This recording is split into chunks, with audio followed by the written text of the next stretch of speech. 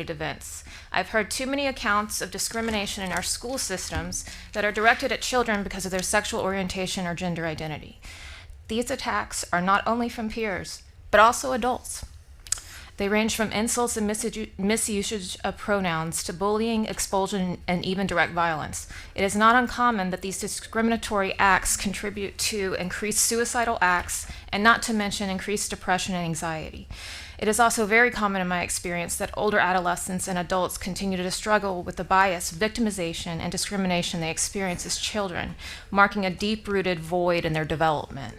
Why would we give license to this discrimination to our vulnerable youth when it causes direct harm? The message this bill sends to our youth is that you are wrong, damaged, and unworthy to even speak at school, let alone feel safe. It also gives the message that it is okay to target vulnerable children for being different. This is not just about my clinical experience. There's been so much harm from the minority stress and discrimination in the LGBT community that there have been treatment manuals developed to address this issue. There is literally a book on it, a book on treating the harm this bill causes because it is so frequently detrimental to so many people. And this is not just my personal opinion either. Policies such as this one have been condemned by the American Psychological Association in recent years, notably Florida's Parental Rights Bill. And research has also shown that LGBT youth are at greater risk of suicide, violence, anxiety, depression, the list goes on and on. One study by Green and authors in 2021 found that LGBT youth reporting high minority stress were 12 times more likely to attempt suicide. 12 times more likely.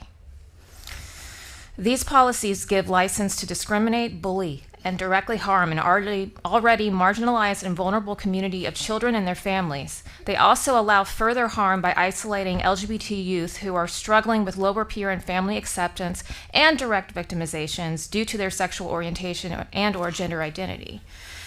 The Trevor Project, as discussed before, actually found that kids in LGBT-affirming schools and communities were statistically less likely to attempt suicide. Less suicide with more acceptance. HB 466 is not just about preventing people from discussing their personal lives or sexual identities. Thank you. Next. Good morning. My name is Jane Mitchell. I live in East Baton Rouge Parish, and I have 2 children in EBR schools.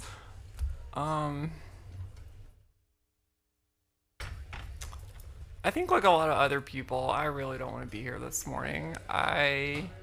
This feels like deja vu. It feels like, it was only a year ago we were here and arguing the same things with the same people, and I think that most of this committee has already decided how they're going to vote.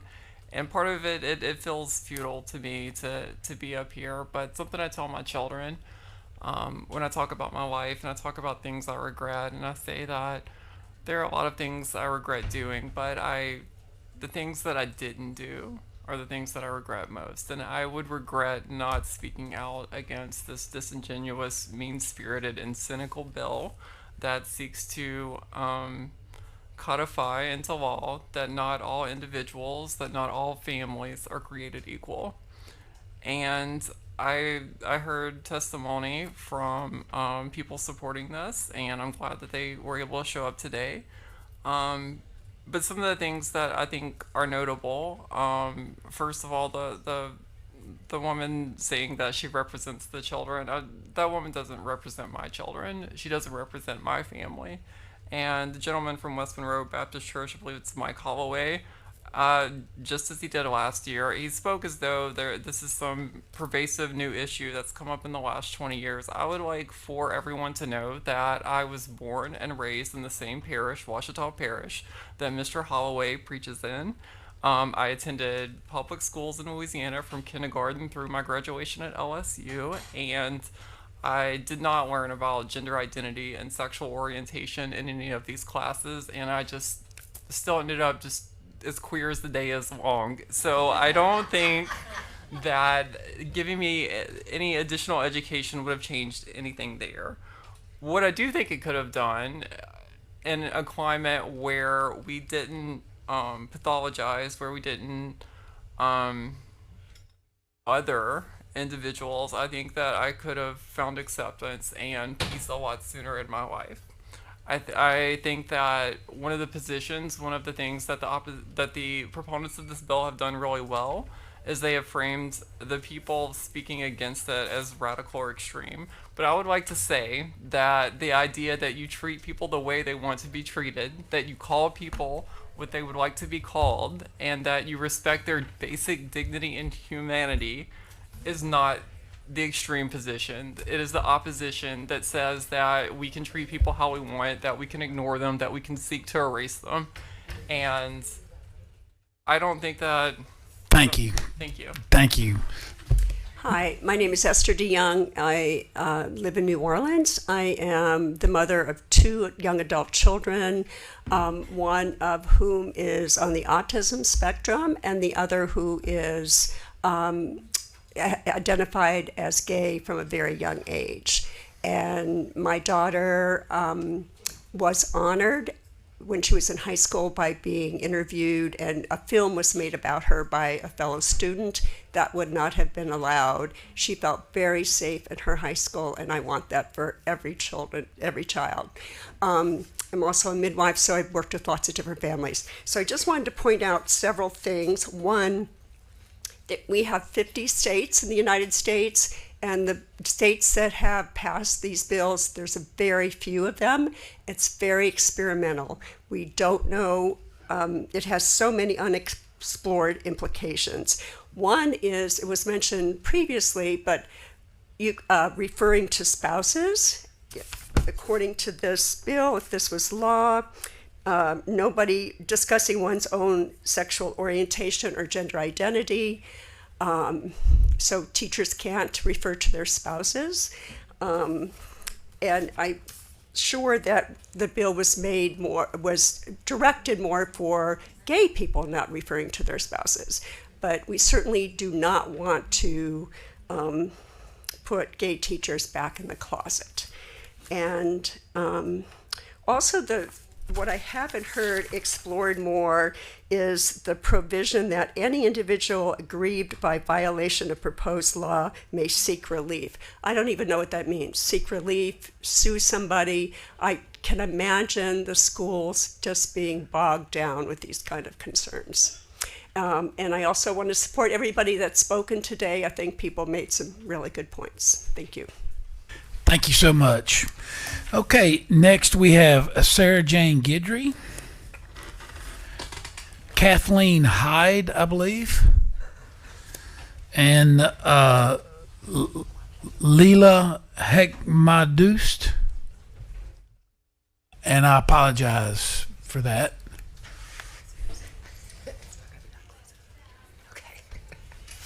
I might have got it right. I don't know. Close. Okay, good. Well, we'll let you start. Thank you. Okay. My name is Layla Hekmadust, and I live in Covington, Louisiana. HB 466 is a discriminatory bill that harms Louisiana citizens. The fact that we even have to debate people's basic humanity is awful, and that seems to be a part of the fabric of America. I feel like the people who support a bill like this believe that LGBTQ plus teachers spend all of their time talking about their sexuality and or gender, and also that exposure to the existence of queer people will somehow turn children gay or trans. None of that is true. What a bill like this really does is send a message to the youth of Louisiana that if they are part of the queer community, there is something wrong with them. It is an attempt to turn back the clock and force people back into the closet. Kids deserve to feel safe in their schools. If that means being able to express their sexuality or gender, then who does that harm? If that means that they join their school's GSA to be able to talk to other kids like them, isn't that better than feeling alone and isolated? As a parent and a teacher, I want all kids in my state to feel loved, seen, and accepted. We cannot force all parents to treat their children the way that they deserve, but we can make sure that government institutions do. We can respect all of the people of Louisiana. And I say all of this as a mother of 4. The queer community cares about family as much as anybody else does. Thank you. Thank you. Good morning. My name is Kathleen Hyde. I will speak to you today as a parent of a transgender student in Livingston Parish and as a licensed professional counselor in this state. I do not represent an employer or professional organization. This bill requires students to be called by their given name and pronouns aligning with sex at birth. Parents may give written consent to use the student's actual name and pronouns. However, school personnel can still refuse and discriminate based on religion, which has no bearing in the classroom. This bill is discriminatory against transgender students for many reasons. Using incorrect pronouns and names creates an untenable power dynamic between the student and teacher. It violates the student's right to privacy by exposing private information to classmates who may not know a student is transgender and are not legally entitled to this information. This can lead to increased bullying and social isolation. The student's right to a safe environment at school is jeopardized. It offers no protection to students who have had a legal name or gender change, as the text reads, quote, original birth certificate, end quote. It would allow school personnel to continue using an incorrect name or pronouns even when a court has granted a name or gender change and issued a revised birth certificate. This bill overlooks that many transgender students lack supportive parents or guardians. This bill would force school personnel to out transgender students to their parents without consideration for the student's safety. This will lead to increased potential for youth homelessness and abuse. Students who do not have their basic needs met cannot perform at their best. Legal guardians other than parents are excluded, as the language states the student's, quote, parent must give permission. Over 60,000 Louisiana children live with grandparents or other relatives as their primary care provider, the fourth largest percentage in this country. At a minimum, the author should amend this bill to allow legal guardians to provide consent. This bill also creates barriers to a student's ability to access the school counselor. The language on page 2, lines 1 through 3, is poorly written. Does it limit access to the counselor to certain hours and only with parental permission? I am a licensed professional counselor, and I cannot determine what I am allowed to do under this bill. It is also unclear if this affects access to a provisionally licensed counselor, a PLPC. State law differentiates between a PLPC and an LPC, whereas this bill only states licensed. This bill would limit our scope of practice without consideration for the licensing board or our code of ethical conduct. As a parent, I have had to fight for my child's right to exist as himself at school. My son is currently attending a public school with teachers who recognize him for who he is, an intelligent and delightfully quirky boy. They see him as a whole student, not the sum of his chromosomes and genitals. Support from his teachers has been instrumental at increasing his self-esteem and academic performance. I watched yesterday's long committee meeting where this committee moved favorably on bills to expand school choice. At the end of one bill, the author spoke to the intent to improve academic outcomes and increase educational equity. I ask you today, what does this bill do to improve academic outcomes? What does it do to increase educational equity? Do we expect it to increase testing performance? Increase teacher retention? Will it reduce achievement gaps? Will it move Louisiana out of the bottom? Next. If you cannot answer yes, please say no. Thank you. Good afternoon, good morning. I'm Sarah Jane Guidry. I'm the Executive Director of the Forum for Equality. And I sit before you today in opposition to HB 466. I was sitting here earlier and listened to the discussion that was had about HB 8, about putting In God We Trust into our classrooms. And the people that testified in favor of that had a lot of meaningful moments where they said that this was a message of hope. They said that this is going to address mental health issues. And we've sat here and we've listened to so many people today testify about how this bill does the exact opposite. It reduces and removes hope from LGBTQ citizens, youth, educators across the board. Not only that, it exasperates and increases the mental health issues that you've heard talked about over and over again from parents, thank you, from educators, people who are really in the room and handling these issues. I heard the people that are in favor of this bill say that this is about preserving family, our own values of parents strictly based on the child. I think she actually just hit that nail on the head right here, because she is a mother of a child, a trans child in our public school system. And if we're going to preserve all of our families and all of our children, this bill does the exact opposite. At no point have we really discussed the impacts of what the mental health issues are to our students. You've heard statistics. You've heard the Trevor Project report, and I think the most important thing that comes out of that report is that our communities impact our children. And that if our communities are not going to support the LGBTQ community, they're going to remove the safe havens of GSAs, supportive teammates, any sort of opportunity for them to feel included, for their families to be included, we're doing a disservice to the Louisiana citizens, to Louisiana families, and specifically the LGBTQ youth.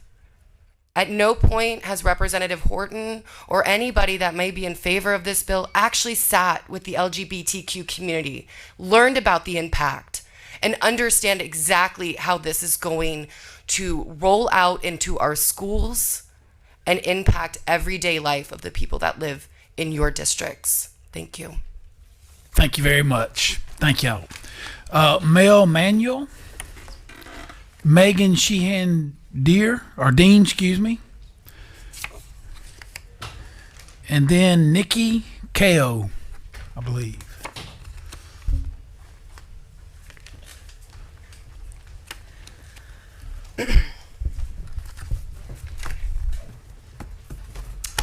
Good morning. Good morning. My name's Mel Manuel, and I'm from Madisonville, Louisiana. I'm a Louisiana native trans public school teacher with 15 years of experience. I've been a Gender and Sexuality Club, or GSA, sponsor at my school here in Baton Rouge for 4 years. I'm also a congressional candidate for District 1, running in part because of the unprecedented rise in anti-queer and anti-trans legislation here and nationwide. A lot of the anti-LGBTQ rhetoric we're hearing in our country focuses on parents' rights and protecting children. But this bill tramples the rights of supportive parents in favor of teachers' rights when that teacher is anti-LGBTQ, while simultaneously restricting the rights of queer teachers. It also completely ignores the rights of queer and trans children to have a safe space to exist and to be able to use their names and pronouns of choice. So it's clear when we're talking about parents' rights, we actually mean parents who are anti-LGBTQ, and when we talk about protecting children, we actually mean attempting to make straight children ignorant of the existence of the LGBTQ community and keep queer children marginalized, otherized, isolated, and unsupported. This bill would effectively eliminate GSAs, which require a teacher sponsor who would no longer be able to discuss gender identity and sexual orientation, and because many school administrators will preemptively ban these clubs out of fear of litigation. Studies have shown that GSAs reduce suicidal thoughts among LGBTQ youth by more than 50%, which is incredibly important considering queer students are 4 times more likely to attempt suicide than their peers. I have over 50 children in my GSA, and for many of them, it's the only space where they can be open about who they are. GSAs didn't exist in St. Tammany public schools when I was growing up, so I can give you a picture of what it was like for me as a queer kid to grow up isolated in an anti-gay home. I knew I was queer when I was 8. I also knew that my church believed people like me go to hell, so I spent many nights for many years awake, terrified, imagining my flesh burning eternally because of who I was attracted to. I was 8 years old. Representative Horton may think that students shouldn't be able to learn about gender identity and sexual orientation at school, but in GSA, we're not teaching kids to be queer or trans. We're teaching them it's okay to be queer and trans. If a single adult in my life would have told me that, that would have spared me years of anguish. LGBTQ youth are marginalized and vulnerable, but GSAs provide a safe space for them. Voting in support of this bill will end GSAs and result in the death of queer children, and I mean this very literally. Please oppose this dangerous and unnecessarily cruel bill. Thank you for your time. Thank you. Good morning. My name is Megan Sheehan Dean. I'm coming to you today as a resident of Louisiana, Baton Rouge, and as the mother of 2 children.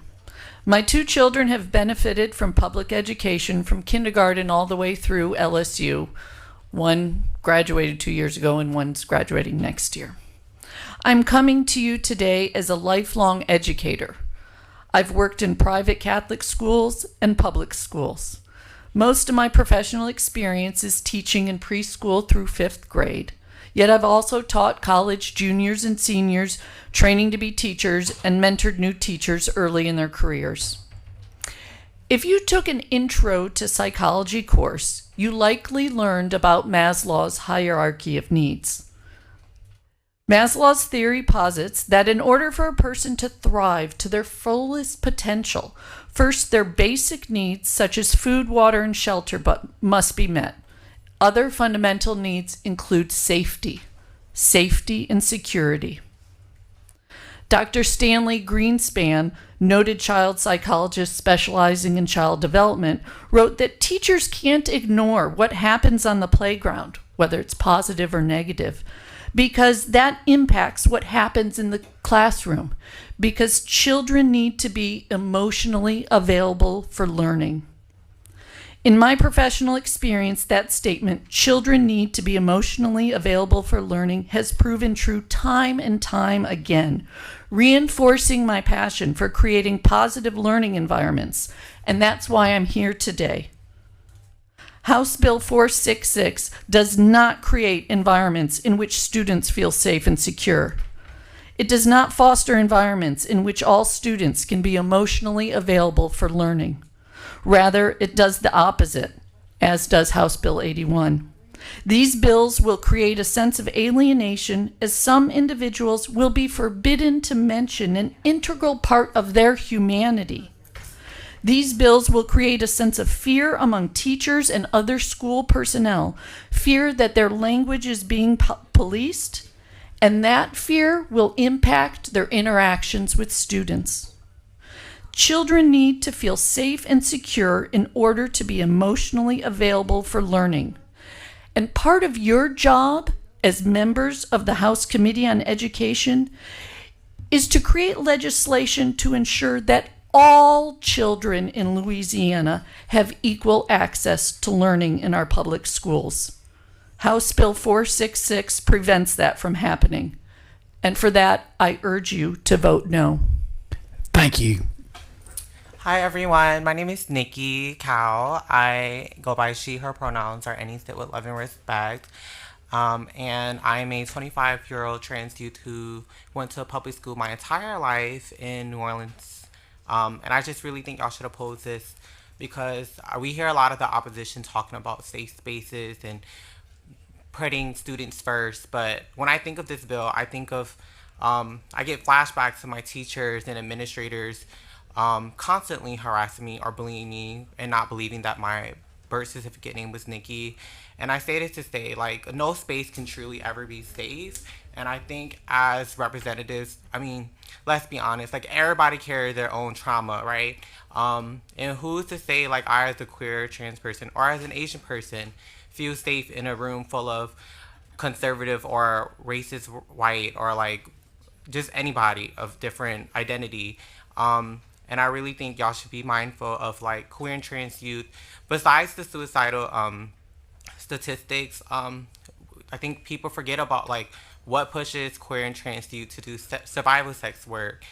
Where does survival sex work put these students? When students don't feel welcomed, and when they're dropping out of school, they can't legally get a job. So where does that put us, right? That put us in the positions of doing illegal activities for our own survival, which then puts us into, like, an even worse predicament.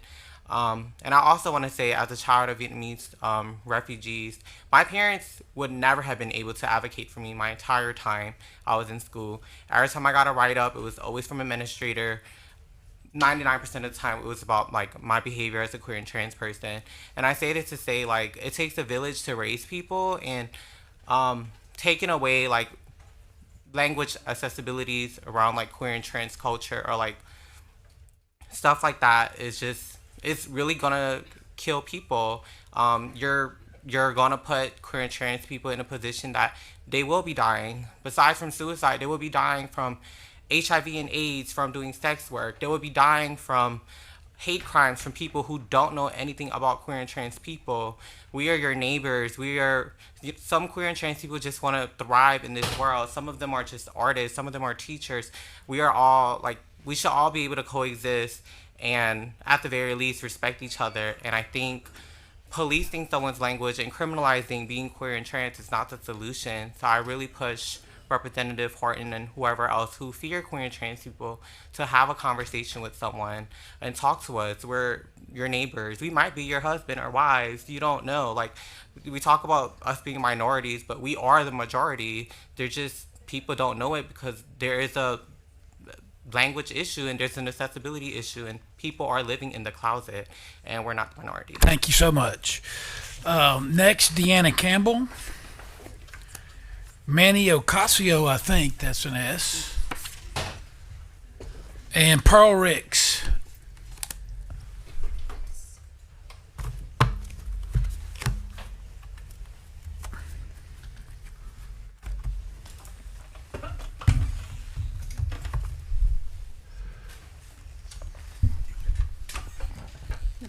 Okay. Okay, we'll go. Hi, my name is Deanna Campbell.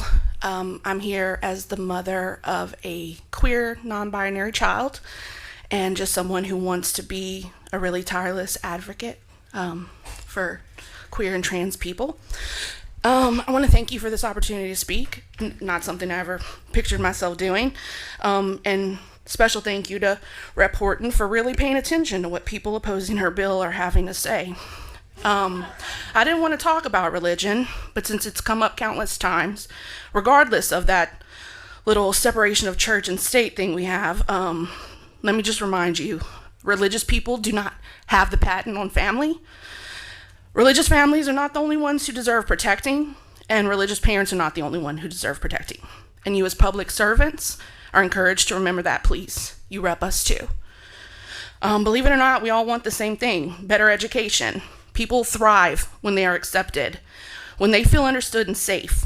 It's almost as if a child didn't have to worry about the weight of their existence being a problem for certain people. They could just be free to learn. Othering refers to the process whereby an individual or group of people attribute negative characteristics to other individuals, and that's what this bill does. You're not protecting children when you're othering them. You are harming them. You're actively harming them. And I'm tired of hearing grooming and indoctrination as these blanket excuses. Heteronormativity does that every day. So when you amend this bill and make sure that it, pardon the pun, goes both ways, Rep. Horton, I'll take you seriously. She claims this is all about parents' rights. Well, I'm going to say what no one wants to hear, and a speaker earlier named Logan said, that unfortunately not every parent does what's right by their child. We want to think we do. But kids are not some blank canvas on which we get to paint our ideals. They're human beings that deserve their own voice, and it would be beautiful if that voice was always found and accepted at home first. But if it's not, then we all, and you as public servants, again, have to make sure the world is ready to accept them openly. Please don't let this bill go through. Thank you.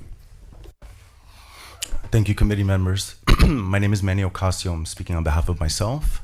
I am an assistant professor of adolescent medicine at Tulane University. I conduct community-based HIV research and mental health in LGBTQ youth. I've been doing this for the past 8 years and for 5 years in the New Orleans community. I know many LGBTQ youth, both in a research context and interpersonally. I have witnessed all of the statistics that people have mentioned regarding mental health, suicidality, sexual health outcomes. And I keep hearing that this and all the other anti-LGBTQ bills are to protect all children, but obviously from what we're hearing, it's far from the truth. I do want to point out that the mere fact that there's such a massive wave of legislation targeting the rights and recognition of the very existence of such a vulnerable group is already having a tremendous impact on the health and well-being of these youth. There's a wealth of literature reporting the extremely high rates of anxiety, depression, and suicidality. But a recent survey, again by the Trevor Project that was brought up recently, showed 86% of transgender and non-binary youth say that the recent debates around these bills has already negatively impacted their mental health. They're already being recognized for the fact that they're not seen, that they're not being respected, and that there's a threat of their existence being wiped out within the school context. So imagine what happens if these bills are passed. I also want to mention all other research that looked at just simply using a trans child's chosen name and how powerful that is in terms of protecting them, in terms of suicide risk. So if a child's chosen name is used in a school, home, or work context, it can decrease their suicidal thoughts by 29%. that's just using their chosen name. It's a simple gesture of respect. This bill would obviously violate that and also expose these children potentially to outing to their parents, which already opens the door for other issues, such as being kicked out and just general rejection. We already have too many homeless trans youth, and this bill would just make it that much worse. I also know specifically trans youth who have faced extreme ridicule and misgendering in their schools across the board, from administrators to teachers to students. And I can say 3 very special trans youth come to mind. Because of the maltreatment and disrespect they experienced, one student dropped out of high school and still is unable to find work. Another was kicked out of her home and had to move from couch to couch and is still seeking stability 3 years later. The other was actually able to graduate, but unfortunately passed away last year at 19 years old. I implore this committee to oppose this hateful, harmful, and largely unnecessary bill. Thank you. Thank you. Hello again. Y'all are going to see a lot of my face this session. My name is Pearl Ricks. My pronouns are they, them, and I am asking you to oppose HB 466. I have a whole thing written out, but I decided to do this by bullet point, and I wanted to touch on some of the points and topics that were made by folks that support this bill. One, I would like to state that parents have the ability to opt out of sexual education in the state of Louisiana, so it's really not necessary to provide a situation where they must opt in and then their rights, their 14th Amendment due process clause is ignored by moral obligation or religious convictions on behalf of the educator. I think it's really important that we look at earlier, it was being discussed for K through 5th grade or K through 6th grade. However, this legislation clearly extends into high school. I believe that creating this type of environment is going to academically and intellectually stunt the growth of children and students in Louisiana, not only for their rights through workplace, not only for what they may study in college if they're transferring from high school to high school, but this will create a situation where the education offered, the sex education offered in Louisiana, will not hold up to those of their peers, to those of the academic institutions of higher learning that they're looking to get into. I also would like to state that this is not Kentucky, this is not Missouri, this is Louisiana. It was stated earlier that some of these bills have passed in other places, but those places are not a reflection of who we are as Louisiana. This legislation will do many things. I've already talked about the intellectual and academic stunting of students. However, we also know that a lack of accurate sex education creates an environment where students are not informed and they are disempowered to be themselves. Further, they are disempowered to support their peers, to support their family members, to support their friends, and they're disempowered to add more and more to our community every day. Many people came up here saying that they represent students, some for and some against. Students of Ben Franklin held a walkout about bills like this. Our students have spoken very loudly. They've spoken across social media. They've spoken in the news. They have told us what they need, and I would really love to see a group of people in power to defeat this legislation hear them and answer them. I would also like to speak to some of the religious points that were being made. I agree with Representative Jefferson. We're LOVE. I grew up in the church. Many of my ancestors created churches, and my grandmother is an ordained pastor. I spent a lot of time in the church, and love was that message. Just because you're not capable of love does not mean you can resort to hate. Many people will use the Bible to harm transgender children. The Bible includes sections that support gender fluidity. For example, God is typically described as he pronouns, while Isaiah offers comparisons of God to a woman in childbirth. There are several instances in which God is compared to a mother bird protecting her children. Next, we have Paxton Rose Middle, Tucker Barker, and Olivia Gowan.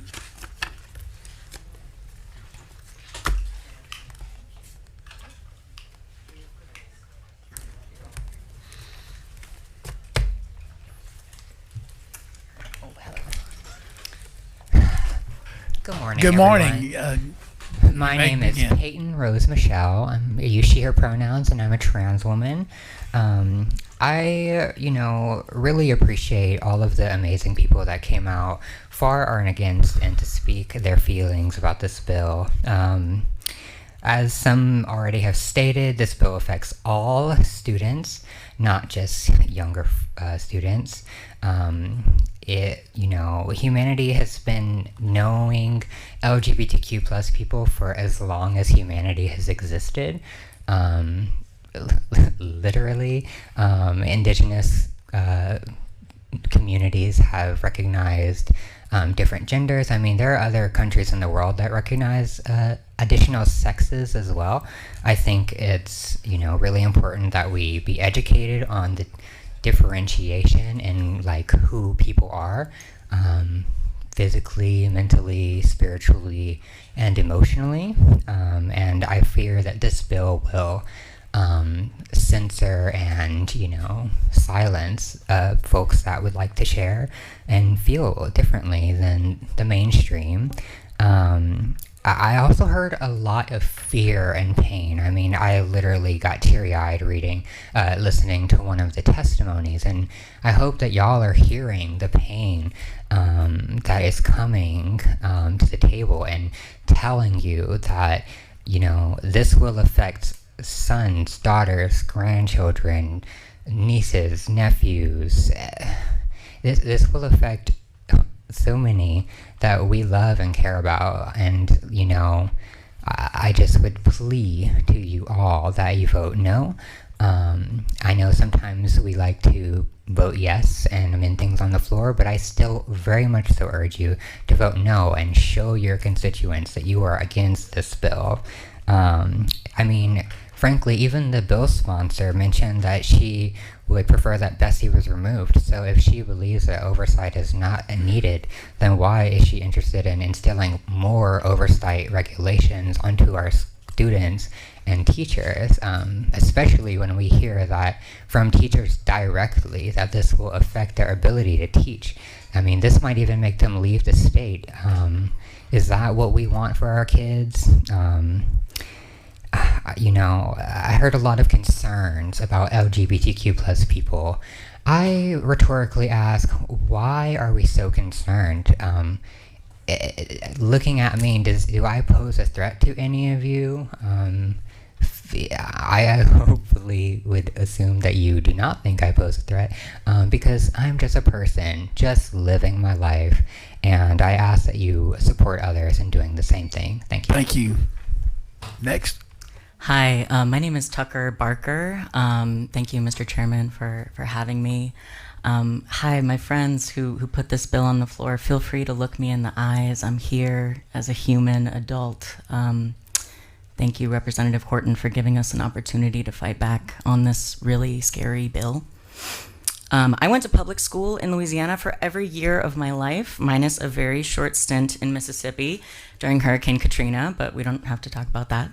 I also ran the Gay Straight Alliance at my school for many years, a group sponsored by both openly gay and straight teachers at our school. The first adult that I spoke to about my queerness was a teacher in high school, an age group, again, affected by this bill, written into this bill. And y'all, I gotta say, the teacher that I came out to, she made me feel so normal. So normal. Like, she told me that everything was going to be okay, that I could come out on my own time to my family, and that one day, just like all my peers, I would be able to find a loving partnership if I wanted one. And thankfully, this gay kid grew up to be a gay adult, and I got married on Saturday. So yes, like, we're thriving, right? We get to grow up. We get to become adults in loving, trusting partnerships. And I now teach kids on the weekends, and they keep asking me about these anti-LGBTQ bills. They're trying to understand what this means, why adults are coming for their ability to talk with their teachers about their experiences. Specifically, I have one student who keeps asking me, why are they so obsessed with our sexuality and gender? Which I think is just really funny. But this is creating more questions for kids than just giving them space to grow up and experience life naturally, having open and honest conversations with their teachers and staff in their schools. I cannot say that enough.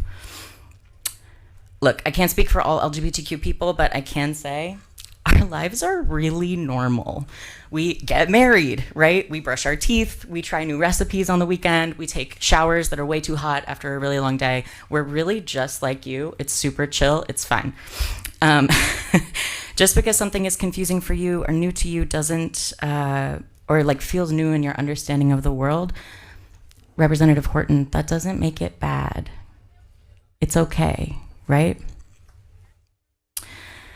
It's okay to not know something. It's okay to be learning. It's okay to be new to our community. It's fine. We would much rather you learn about us than try to legislate us. I was here last year.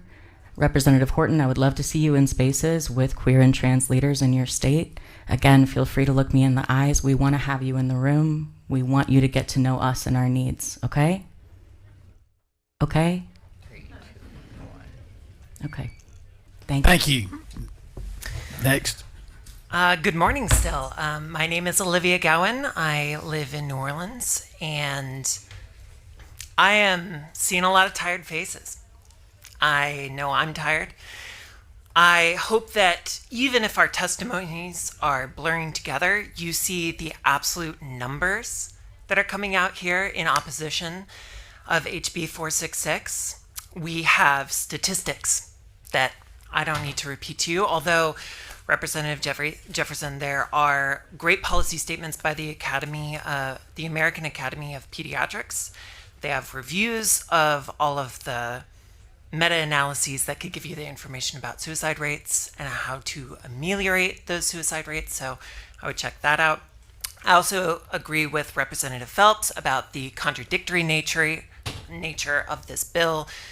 It also involves something very simple, which is, because I am a teacher, is my presence in a classroom discussion.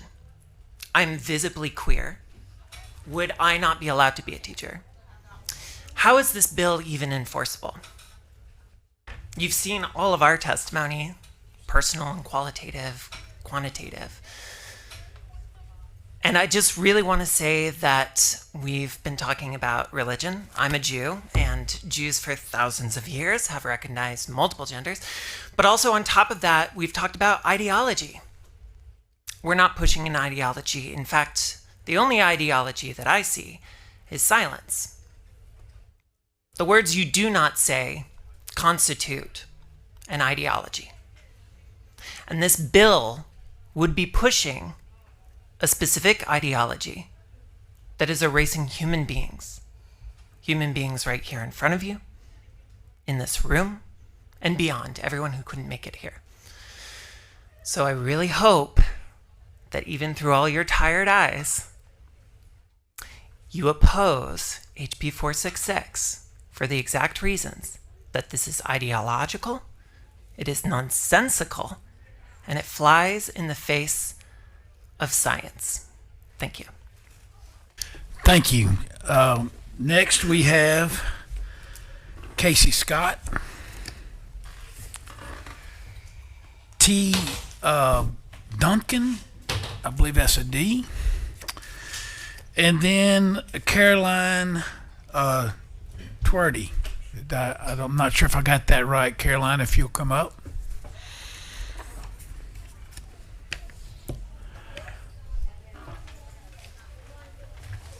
Good morning. Y'all may begin.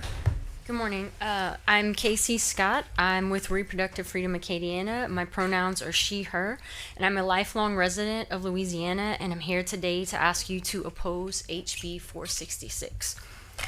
Growing up in South Louisiana, I can remember as early as 5 years old being in kindergarten and not knowing what gay really was, but it always seemed to be used in the derogatory way. In my problem-solving child mind, I thought to myself, well, if I were gay, I just wouldn't tell anyone. This would have been around 1988. In the late 90s and early 2000s, when I was in high school, I can remember one queer couple who was brave enough to exist as they were. Brave for enduring the constant daily berating they received from our peers, though they shouldn't have had to.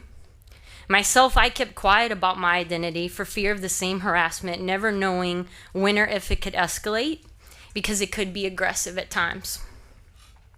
The same protective instincts I had as a child stayed with me. Not telling anyone kept me safe. Not being able to discuss this with anyone didn't make me any less queer. It only made the spaces less safe for queer people to exist. That's what this legislation like this does. It's an old play from a long-standing fear-mongering playbook which causes undue burden and harm to our queer community. Brave are those who have the courage to be authentically who they are. They should be celebrated and not silenced. You cannot shame us out of existence. We exist. You can impact the safety of our existence, and we shouldn't have to beg for our humanity. This bill may not specifically reference the LGBTQ plus community, but we know that is the target. The fact that our existence and humanity are still up for legislative debate in 2023 is beyond disturbing. The continued discussion is perpetuating the harm. And I want each one of you to look me in the eyes, and your vote will tell us if you will continue to deny our humanity.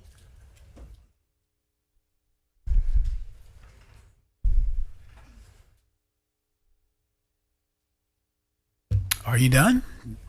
Thank you. Next. Hi, I'm T. Duncan. I use they, them pronouns, and I am a former educator in the state of Louisiana.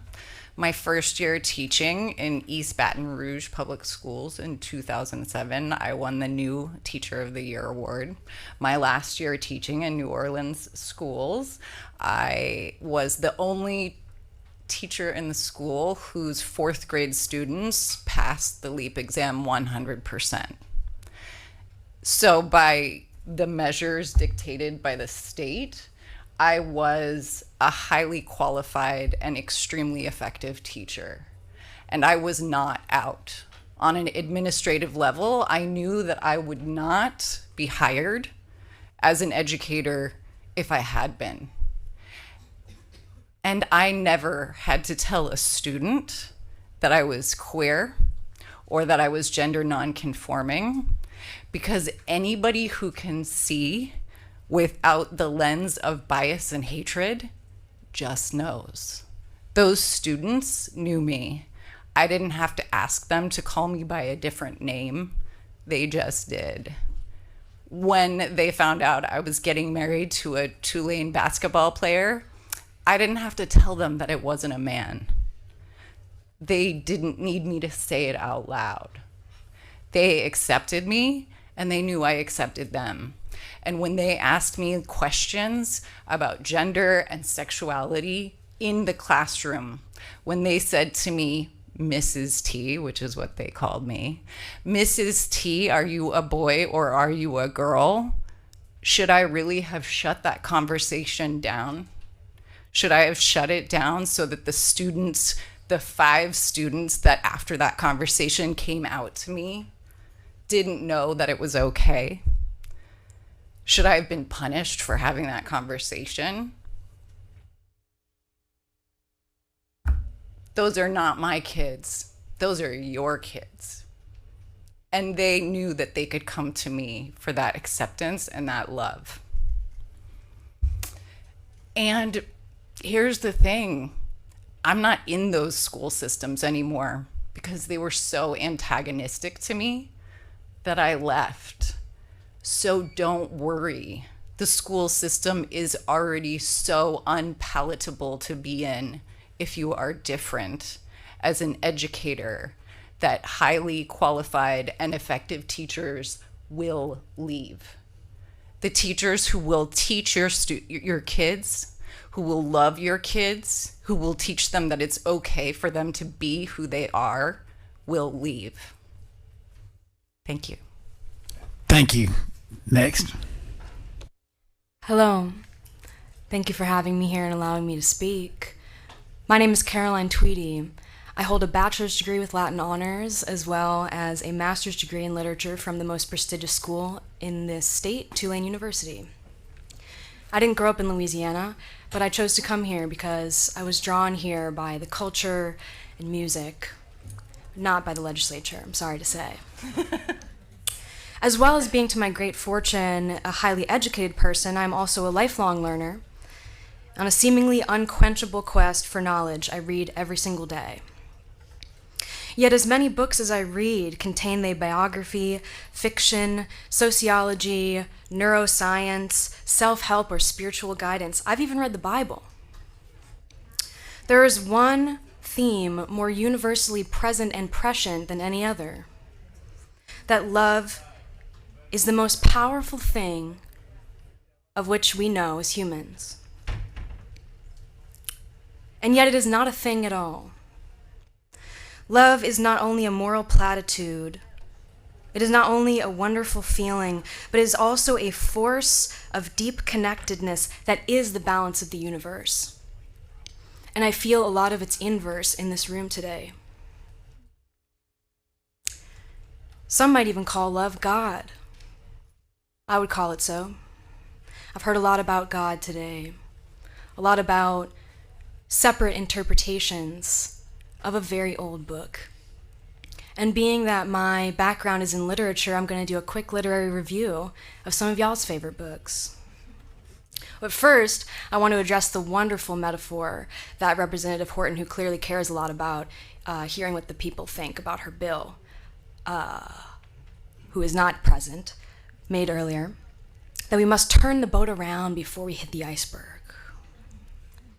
She's right about the iceberg, that what we show you today is only the tip, the above the surface level of what we're talking about today. And I would ask that all of you convene with your God tonight, and before you bring this about to the floor, talk to your God, talk to Jesus. Ask, who would Jesus legislate? Who would Jesus exclude? I don't think anybody. Pardon me, I only have a few seconds, so I'll just read the quotes I prepared. First, it's a familiar one. Congress shall make no law respecting an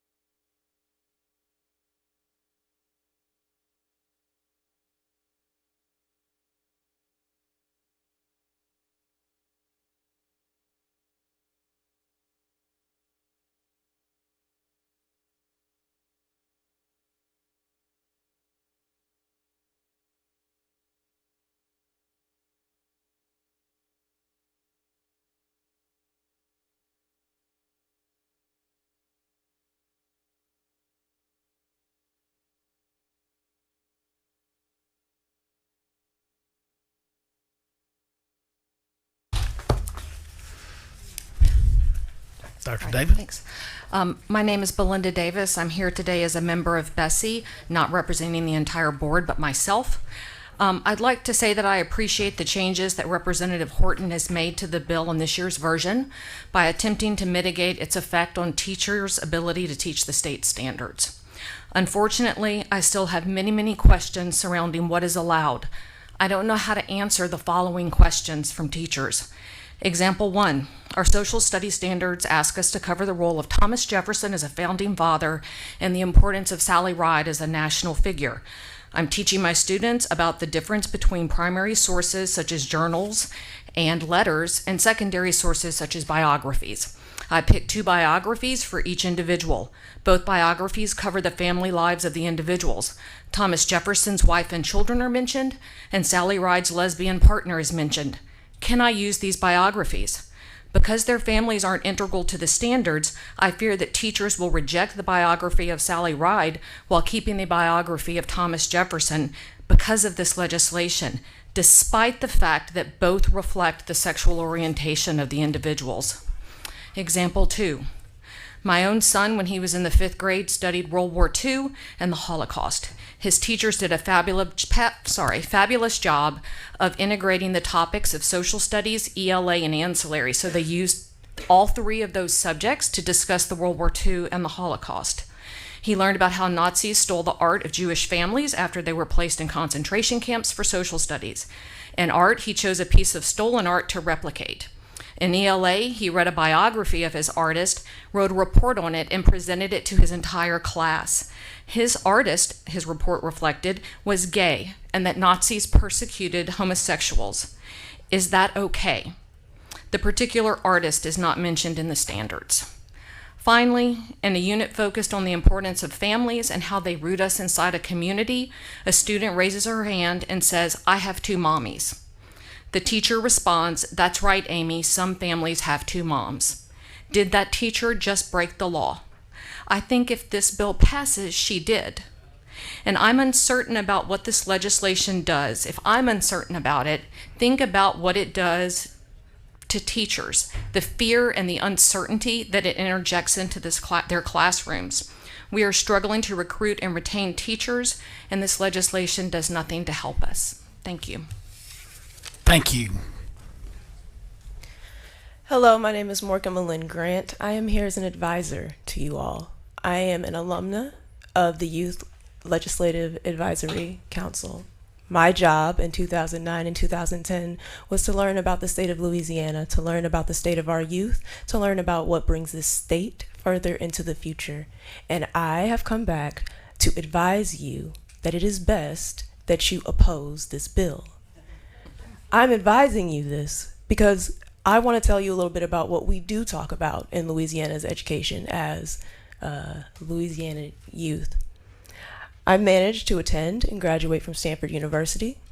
I attended Oxford University as well. I went to the New Orleans Center for Creative Arts for high school. I know exactly what it means to have standards that you all approve of. The first time I sat in this room, I sat in your seats. I know what power you have. I know that the knowledge that you think you have is not knowledge. It is an opinion. It is a safety mechanism that you are using because you are afraid. You are afraid of the fact that you have never once thought about the feeling of your own nails clawing through your skin.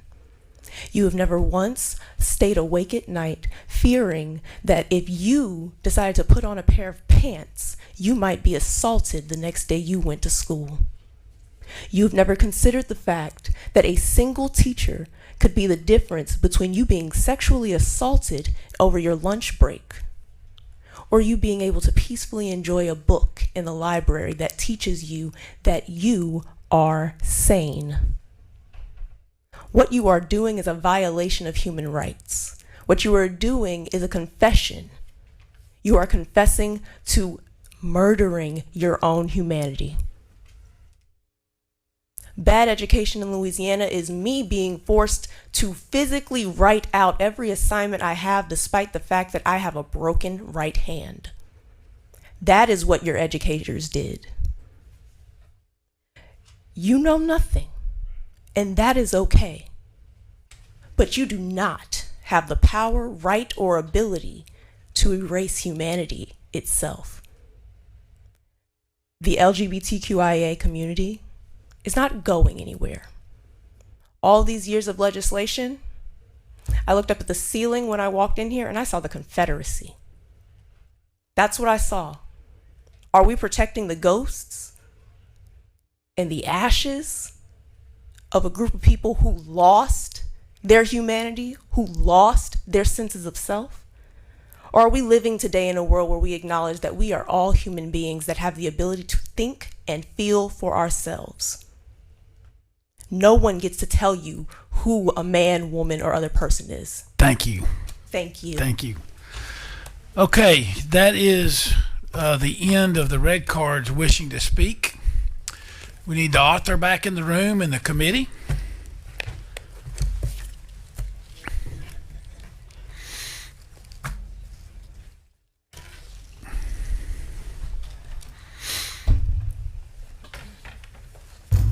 Okay, we do have some questions, I'm sure. So, Representative Freiberg.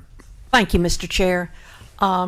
Rep. Amity, you and I have talked about this bill a lot, and I think we've had some very powerful arguments and statements from both sides on this issue.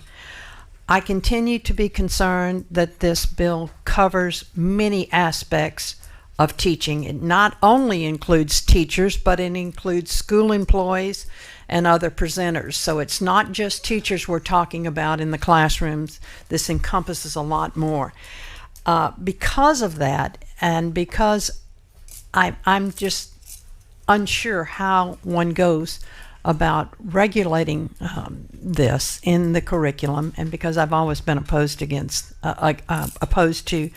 the state legislature determining specific curriculum. I believe this belongs on the local level with the local school boards to address local issues. And for that reason, because I believe it belongs on the local level, I will also be voting against this. But I respect very much your opinion and why you brought it. As I do you. Thank you. Vice Chairman Jefferson. Thank you, Mr. Chairman. First of all, I want to say to everyone, the pros and cons, thank you so much for coming today. Many illuminating statistics were brought forth for my own edification. I hope others were illuminated as well. And I appreciate the challenge that has been given not only to this august body, but going forward, so that we can continue to dialogue and continue to talk and hopefully ensure the same. But my question to you, Representative Horton, and again, I like Representative Freiberg, I appreciate you and why you have brought this particular legislation. But one of the presenters made a very good point, and I just want to ask that question and give you one more time to continue to illuminate me. The question was, how will this piece of legislation help with the educational outcomes in the state of Louisiana? By allowing the students to only learn what the curriculum and the state standard demands that they be taught. Okay. Without varying from that. This bill has nothing to do with anyone's personal lifestyle. It's not to me. Okay. This has to do with protecting our children from any undue outside influence. This is about our children, period. Protecting our children. This is it. And unfortunately, at this day and time, it's needed. But I thank you. And I think that's where I'm coming from. I think it is about our children. I do too. I think it is about giving them, another individual who sat at the table indicated the appreciation that they had for a teacher. I've often asked the question, where would any of us be without our teachers? Absolutely. They felt safe. Mm-hmm. That person felt that they could dialogue and speak with that particular educator. I think if we adopt this legislation, we would, as I said earlier, we would harness and we would handicap our teachers. Last question I asked last year was, why not let the teachers teach? And I think, and I think, lastly, as was indicated by another individual who sat at the table, that with the curriculum, the standards that we have, there are still questions whether we could teach the standards that have been adopted, or if it would be a gray area. So again, I appreciate what you've done, but I have so many questions relative to this, and I'm sure we'll continue the dialogue. Thank you, Mr. Chairman. Thank you, Vice Chairman. Representative Chuck Owen. Thank you, Mr. Chairman. Thank you, Representative Horton. I'm very grateful to the citizens who've come here. Some have traveled from great distance. Some are local. What concerns me as a Louisianian is that we seem to be talking past each other. And I've said this for a long time, that I don't know any way to say it other than the left and the right, but it's more than that. It's just we can get out on ends and extremes and scream so loudly we can't hear anything in the middle. And in some ways I feel like we're kind of there. I have known you only for 3 years, but I know that there are no malintentions in your soul. I am puzzled by the accusations of malintention, because they are, and I will say publicly that I know there are none. Representative Horton is concerned, in my estimation, about schools and about education, protecting parents and children. And at the same time, we do live in a diverse world. We live in a changing world, and we all live with it, and we should. And that's what made this country great. Mm-hmm. As we have moved along over decades, we have course corrected. We have made terrible mistakes that have had terrible collateral effects in society. Blood has been shed. Things have been fixed. And occasionally, these moments like this require a larger vote than a handful of people on a committee. This issue is reverberating in our country and in our state. And I think the body of the legislature needs to have this discussion. It does not need to be stifled here. That we all need to come down and say what we think about this. And to listen. To listen is the main thing, like we've done today. Mr. Speaker may have to block off a whole day for this. But the legislature needs to decide these things. Yes, sir. I am deeply grateful for all the citizens who've come. I have great respect for our rule of law, and I just want to say I appreciate it. And one last parting thing, one of the citizens mentioned about the social studies standards and about there being a deficiency in there. I can tell you that the next time that they're up, the citizens, if we do it right again this time, will have their opportunity to input, and things will be included, I'm sure. And that's the beauty of where we are as a society, that we need to be open and vocal and work together. So let's hope for better days, and let's continue to speak frankly and peacefully to each other. Thank you. Thank you, sir. Thank you, Representative Tarver. Don't have a question, Mr. Chairman, but is a motion in order at this moment? It is. Move the bill favorably. Okay, I will duly note that. We have one more question. Representative Phelps. Thank you, Mr. Chairman. It's not necessarily a question. It may be a personal privilege, if I may. I'm just referencing to everyone that came out this morning. And I want to go backwards a little bit, if I could, with Rep. Owen's comment about us having this discussion. Unfortunately, the system doesn't allow you to come to the floor, and it is, again, we're communicating with each other on your behalf. So I really did appreciate the comments that we hear from you, who are the most important at this point, because we're just here to represent you. It's not about our opinions, it's our service for you. So that will be a long conversation. Unfortunately, it'll be probably just with us, the 105. And I ask that you all continue to have your voices heard. Secondly, the youth and the graduates of our universities that spoke today, especially going back to the youth legislature, ones that I so admire, that you had an opportunity to come here. And I don't know if I'm, based on your testimony, a little saddened about walking back into this building in the way that it is. But to all of you, our young people and graduates, you are our future. We're only here for a short time if Jesus hadn't come back, but I implore you to continue to be engaged and still make this world a better place, because we all have a ways to go, again, if Jesus doesn't come back and get us. And lastly, to our teachers whom I support so heartedly in this state, and I just want to say to any of you who are listening, you are important to us, and we know the importance that you play in our children's lives. And I can't speak to any negative situations. I only know the impact that you do have on someone's life every day when you go to teach, and it is a gift. I hope you understand that when you're a teacher, it is a gift. I cannot teach anyone to write in cursive or spell their names with phonics and some things that we need to go back to. However, God has given us our gifts. I want to be an alternative school teacher. Let me go back, if I may, Mr. Chairman, real quick. My business teacher had an impact on me. I thought I was going to be the Fortune 500 company administrator, CEO, just, make all the money and administer everything. But some way in there, 10 years later, I wanted to become an educator to assist alternative school students. I wanted to be an alternative school principal.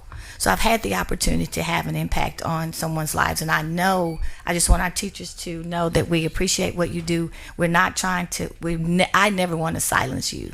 And please, the last thing that I heard, I know how this may have some of you leave Louisiana, but please give us a little more, a chance and an opportunity to make it better. Thank you for your presence today. Thank you, Representative Phelps. Representative Amity with a question. Thank you, Mr. Chair.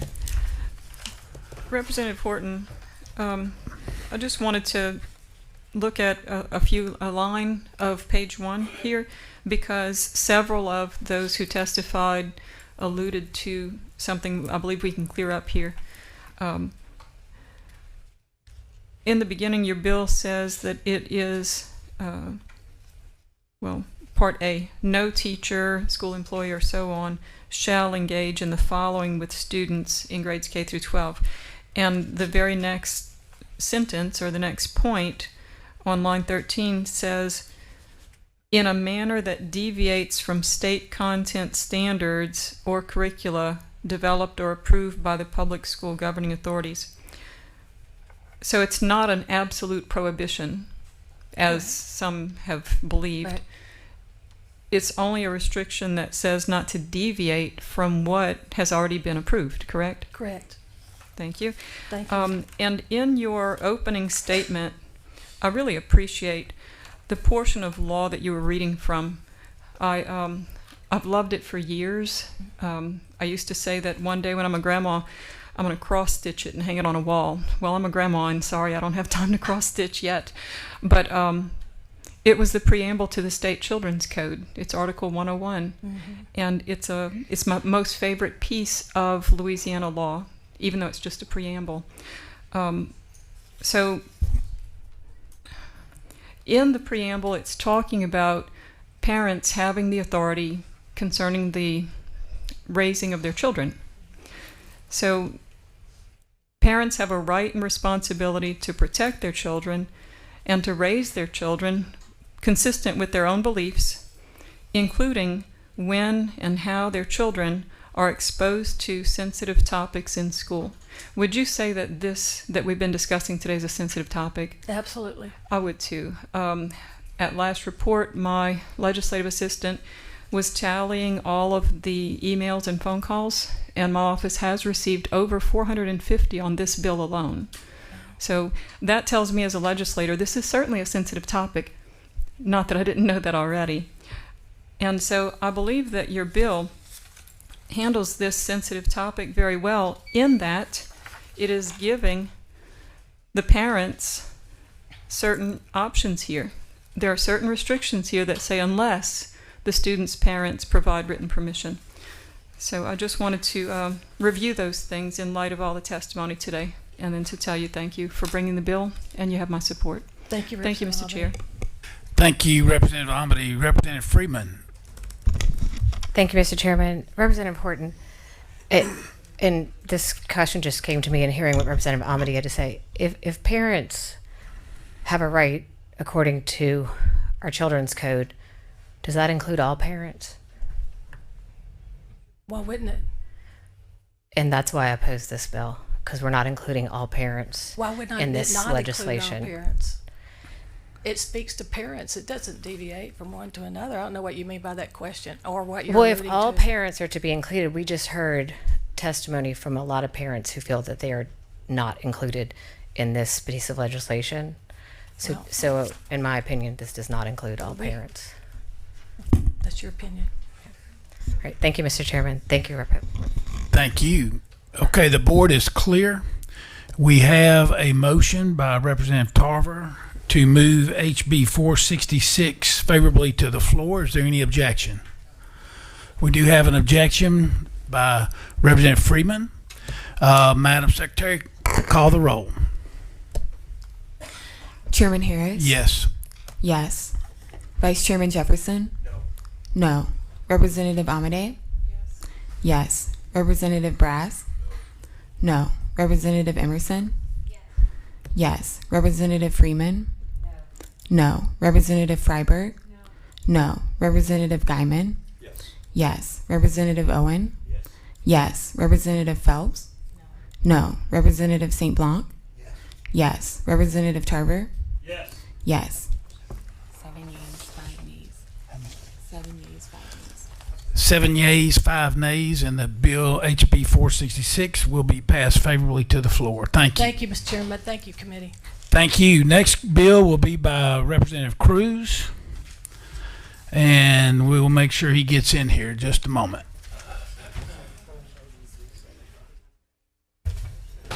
That will be HB 81 by Representative Crews.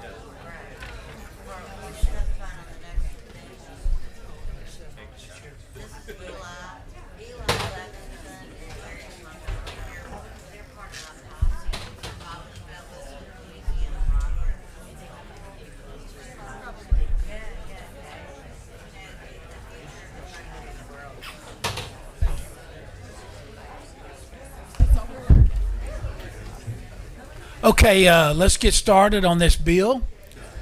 For the record, it's HB 81 by Representative Raymond Crews. And I'll remind everyone we are adhering to the 3-minute rule. So, Representative Crews, on your bill. Thank you, Chairman. Thank you, members. And thank you, public, for being here and being engaged on this topic. This bill here is intended to really solidify and identify parents' rights to raise their children. It also does some other things, and it provides for using the name on the birth certificate for a child and the sex that's identified on a birth certificate. And it does have a little it addresses the fact that teachers, have a First Amendment right to. So if they're not going to go along or don't agree with it due to moral or religious convictions, to go against what the gender on the that's preferred, but rather go with what's on the birth certificate, they have that ability. So it does those 3 things. But I wanted to kind of go over a little bit about raising children. And many of you know, all of you, I think, in this room have raised children before, and it begins early. It begins just when you first thinking about what it would be like to have children, and then go into the conception process. Sometimes that can be a struggle. You raise your kids the best you can. You try to find the neighborhoods to raise the kids in. The good school systems I know is huge. When I was looking for our house in Louisiana, when we came down to the military, big thing was what school districts there were, what the quality of them were. We also did a lot of stuff as parents, such as reading books, shepherding a child's heart, the baby whisperer, you name it. We read a bunch of those things. We also joined different classes that talked about parenting and what the role of the parent was, what they were to do. Of course, you go through play groups as they're growing up. What play groups do they want to be in? What are they activities they're going to be involved in? The sports that they play. How are you going to travel to them?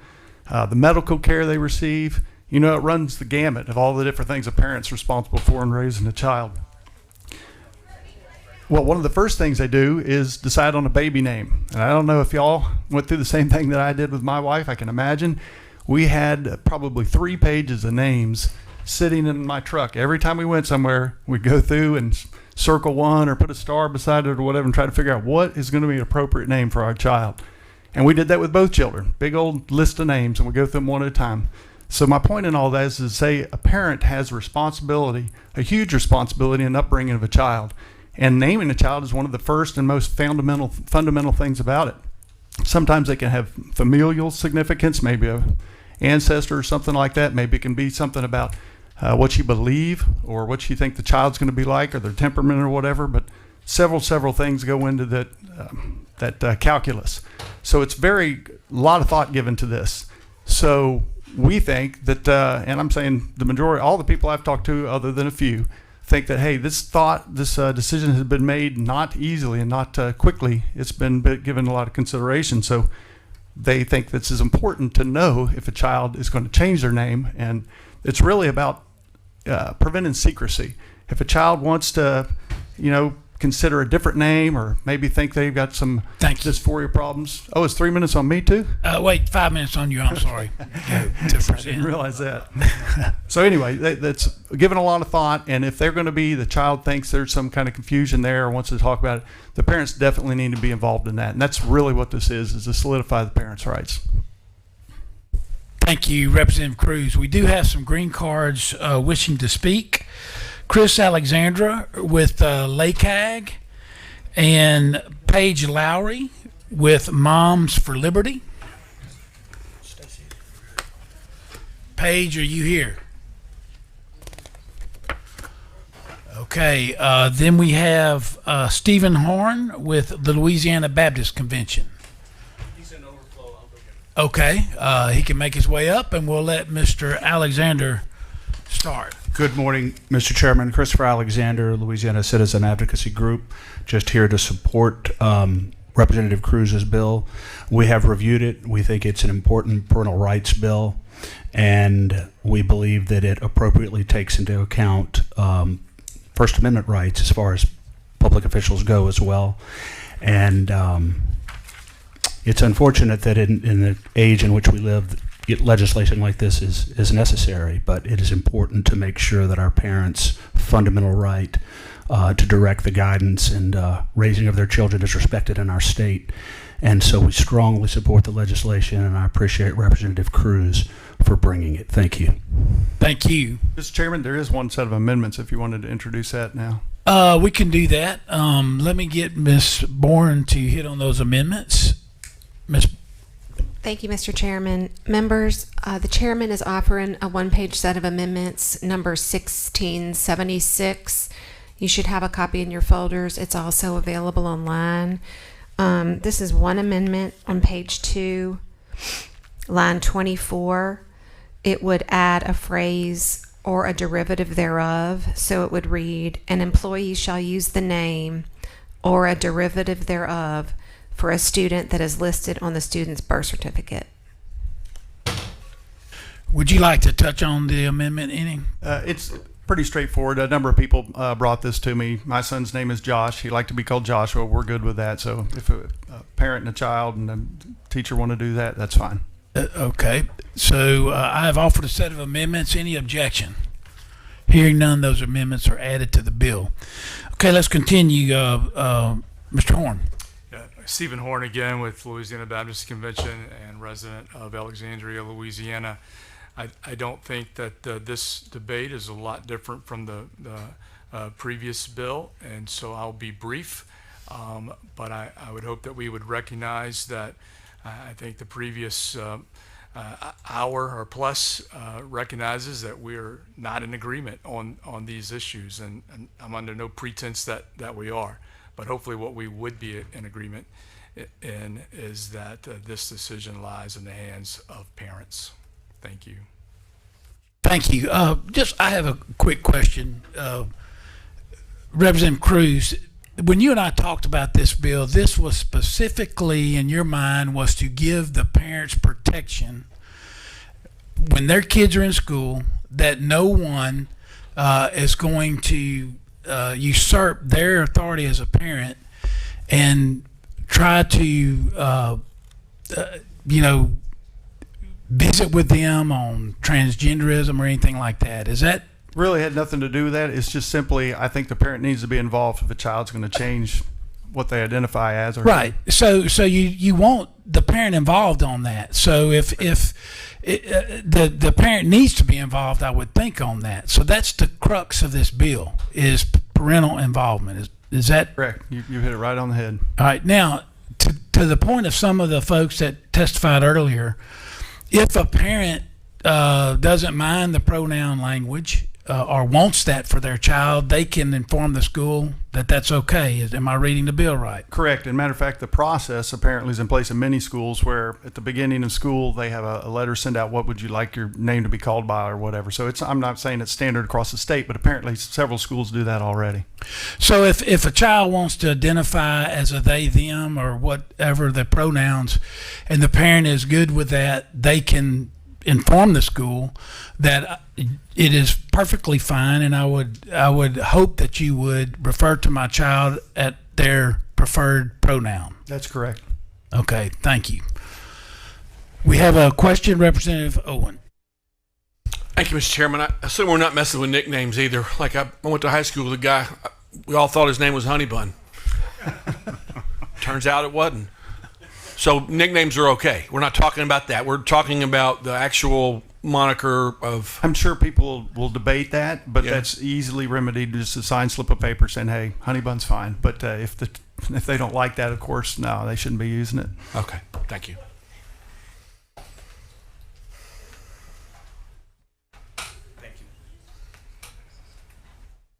We have one more question. Thank you so much. So in line with what the chairman just indicated, as long as the parents come forth and said, I'm okay with this per se, your piece of legislation would allow them to be addressed as such. That's correct. But I don't know if you heard what was just transpired, but given what we just passed, but they still couldn't do it. No, I didn't get the last part of it. I'm sorry, in the hall. Okay. All right, we do have another question. Representative Freeman. Thank you, Mr. Vice Chair, and thank you, Rep. Crews. I am really logistically trying to figure out how does this work. I don't like the bill. I'm not going to pretend like I like the bill. I think I told you that already when we were speaking before, and I've gotten hundreds of emails against it from my district, and I'm here to represent District 98. But logistically, how does this work? Because as I'm reading on page 2, it says, employee means any individual working any capacity at a public school, whether paid as a volunteer, including but not limited to teachers and other school employees, school bus operators, extracurricular personnel, and independent contractors. Like, logistically, how would this even work? Like, sometimes parents are volunteering. Sometimes it's like an aunt or uncle or a grandmother who comes to do a reading. Like, the amount of paperwork that I think you're putting in place to check all this and checks and balances, our teachers are overburdened with lots of things already. And we talk about, I know you're not on House Education, but we talk about that regularly, how we're putting more and more and more and more on the teachers. And since there's already a form going home saying, what would you like your child to be called? I just don't understand logistically how you're going to make this work and how it's going to help get us from 48 to 36 to 25 to 10 to number 1 in education. And that's what we're here for. House Education that's why I serve on this committee, because I don't want to be 48th anymore. Sure. And so I need to logistically understand, how does this work and how is it going to improve the outcomes for the kids of this state? Well, I'd say for the majority of the state, I don't know majority, many schools that have called me and teachers I've talked to, they already have something in place. So you're going to call the child by the birth certificate name and gender unless they get a authorization from the parent. So it's only going to be in those cases where they don't want to be called according to the name on the birth certificate or the sex that was named at birth. That's the only occasion where they need to sign something. So this is an opt-in for the parents, is That's what you're correct. saying. Yeah, if they to opt in to have their child called by a different name that's already on the records. Okay, and so logistically, again, like, I mean, my maiden name's Adato. People called me Adato every day at school. People in this legislature sometimes call me Adato because it's kind of an interesting moniker, different last name. It didn't bother me at all, but my parents never ever sent anything to the two schools I went to saying that that was okay with them or not okay with them. I don't actually know how they felt about it, but kids call each other names, and then teachers will pick up on that.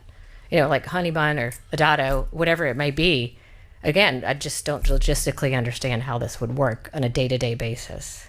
I actually just don't see how it changes much from what we're doing already.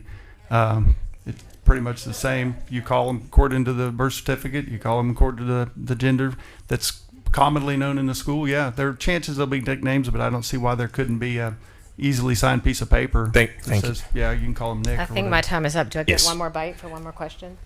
Not this time. Okay, all right. Thank you, Thank Mr. you, Vice Representative Chair. Freeman. All right. And we have one more individual who'd like to speak. Would you introduce Dr. Will Hall, if you would come forward? Who would like to speak and is in favor of HB81? Yes, sir. Good afternoon. If you would kindly reintroduce yourself. Sure, Dr. Will Hall. I'm the Director for the Office of Public Policy with the Louisiana Baptist Convention. Represent about 1,600 congregations of about 500,000 baptized adults. Most everything that needs to be said about this has been said. I just want to reinforce one more thing so that it is a lasting thought in your mind as you consider voting on this, and that is from the Children's Code. And it's already being referenced to the preamble to CHC 101. The people of Louisiana recognize the family as the most fundamental unit of human society, that preserving families is essential to a free society, that the relationship between a parent and child is preeminent in establishing and maintaining the well-being of the child, that parents have the responsibility for providing the basic necessities of life as well as the love and affection to their children, that parents have the paramount right, and I'll say that one more time, that parents have the paramount right to raise their children in accordance with their own values and traditions. And I'll stop there. This bill is all about reinforcing the laws on the books that give parents the paramount right in raising their children. I recommend you pass the bill. Thank you. We do have a question. Is that for Dr. Hall? Dr. Hall. Representative Freeman, Dr. Hall, for you. Well, Dr. Hall, I just want to ask you if the Children's Code, which you just quoted to me, it's already in place, says the parents have the paramount right, which is the words you use that you read right out of our code. Absolutely. Word for word. Then why do we need this bill? Because there are people that are advocates, there are people that are activists that are not giving parents the paramount right with regard to their values and traditions. This law will clarify. But those, sir, I believe, are your values and traditions, and they're not for the entire state. So paramount right their to values me means and every traditions parent. for my child. And right, so you his have a values right. and his traditions for his child. And what this bill does is allows the parent of that child to determine the values and traditions but of that child. Sir, I'm so just don't think that I'm trying to put this on one at a everybody. time. But I'm just clarifying And I clarified that for the you. Children's Code says that they already have a paramount right. The parents have that. That's right. So again, I don't see any necessity for this particular piece of legislation. Well, I'm sorry except that you for don't, but it is appears important. that you're taking rights away from some and not others. No, for parents that want to call their children by a pronoun other than what would be indicated on their birth certificate, this actually solidifies their right. I'm sorry, but I just don't see it that way. It seems like that's already in place by paperwork that comes through the schools anyway, and we're adding something that's not necessary. It's already there. I'm sorry you see that way. Thank you. Thank you so much, Representative Freeman. Thank you. One more individual, Dr. Mike Holloway, if you would come to the table, who's in favor and would like to speak. Thank you, Mr. Chairman. Just a moment to say, give my affirmation to this bill also, because it is, to me, we talk about moving up in education from 48 to 25 or whatever. to me, one of the areas that may slow us down from making those improvements is the confusion this creates in the system, because it goes against all the principles of grammar and English. We can just all decide every day what we want to be called. I watched a video the other day. Somebody wanted to be called a cat, wanted to be called a bird. How do we find a pronoun for that? We're just making things more confusing in the classroom. And why at least not give the parents the right to clarify that issue, because they're the ones who have the responsibility of raising that child the way they want that child raised.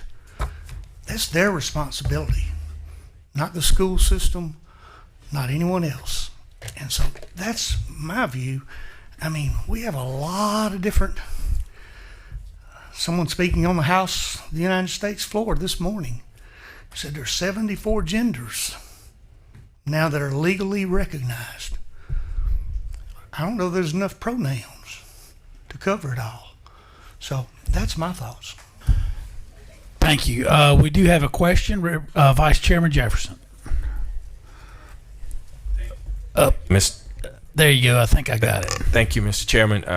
Dr. Holloway, you said when we talked about how would this assist in educational outcomes. Yes. Do you have any data regarding the confusion and the correlation? Have you heard from strings of educators? I know you mentioned school systems and what have you.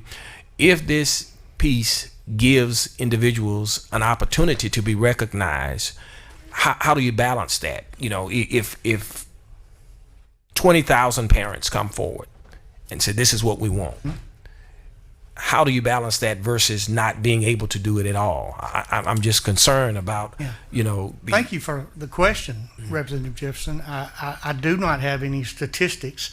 I know from being a person with a lot of education also that anytime we make education, grammar more confusing, obviously it becomes an issue that's going to change the standing.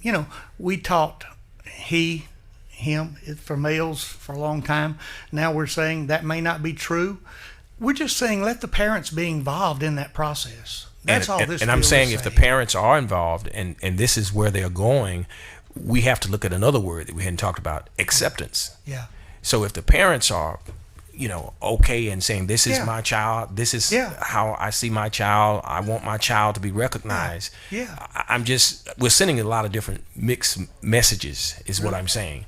And as a result, ultimately, we want to see and meet the child where he or she is and bring them as far as illumination, making sure that we're not 48, 49 anymore, but that we are progressing. And I just don't see with this piece of legislation, and I understand that, I don't see the problems that we are, have school systems, Representative Crews, come to you and said we're having so many difficulties because we started off earlier, local controls, they're the ones, they're on the ground, they're on the front line. Have they come to you and say, we have all of these problems, we have all of these challenges? Have they come to you and This comes from individual teachers and students. An organization like the school board system, no, they haven't said that. But we are trying to protect them through this type of legislation so they know what's expected, they know what to do, they have a process for dealing with that. A lot of this has become a distraction to what to Representative Freeman's point is we do want to teach, right? Reading, writing, arithmetic, all those, and this is kind of distracting from that main point. So I'm just trying to make it easier to parents know this is the main thing. Here's how we do the naming of the kids. We're going to call them by this birth certificate. If you want something else, sign a sheet of paper, and that's what the teacher goes by. And regarding the relief, how does that look? How does that? You mean in terms of the teachers that correct. don't agree with it? Yeah, well, they can deny that and go with the name on the birth certificate or something. Of course, we definitely want to show respect to all the individuals, but we also need to show respect to the people that are like, this is contrary to what I've always grown up with. I'm uncomfortable calling you she when you're obviously in every category he. So that is a challenge for some people, and I want to respect that. Okay. All right, thank you so much. Thank you, Vice Chairman. Let me give me an example. So where this bill might be important is if, say, a child, and their group of kids decide or are talking about all this, and then a child goes to the teacher and says, I want to be called X pronoun, which is not what's on the birth certificate. Sure. So what you're trying to do is to make sure that the school doesn't start that precedent where the parents are not involved. Is that a good way of saying it? Well, we know kids are very impressionable. They have a lot of influences, media, friends, or whatever. We don't want them to go pick up and say, you know what, I've been Johnny all my life, but today I'm going to be Tiffany from here on forward, and the parents have no idea what's going on. Okay. It's important. Parents are the shepherds, and they're ultimately responsible. They should be involved in that process, in that conversation. So you're looking at it like on the long term. So if a parent is fine with that, they can tell the school, Correct. That's what I want my child to do. Correct. Okay. The board is clear, so we're now going to go to those wanting to speak in opposition. So when I call your name, come on up. Tucker Barker. I believe that's Casey Scott. Olivia Gowan.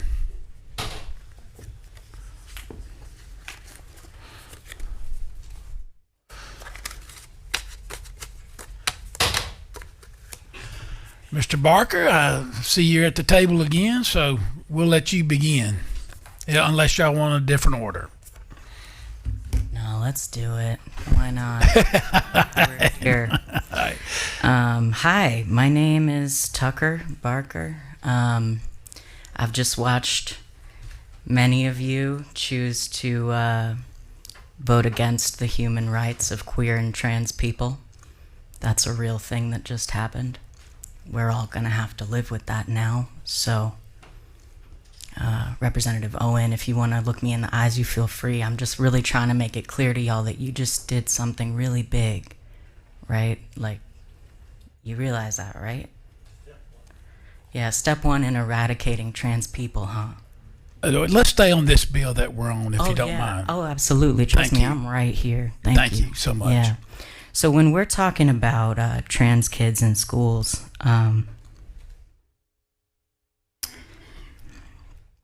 do y'all know anyone who's experienced forced outing before? Do you know what that term means?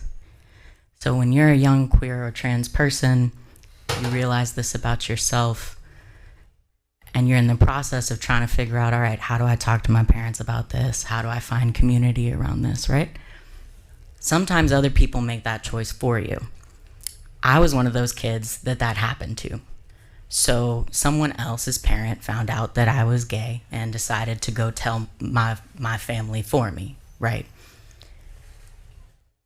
I'm really lucky.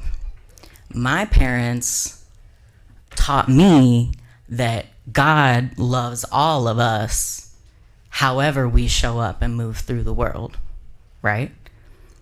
So they were sweet about it.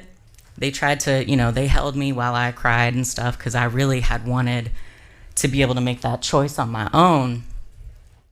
But this bill creates a pathway for forced outing. It creates a framework where teachers and staff members in our public schools get to decide based on moral, religious convictions, which is a really fluid concept, right? How they choose to respect or not young people who, believe it or not, as someone who works with youth, know themselves. Young people know themselves. Like, that's just a fact.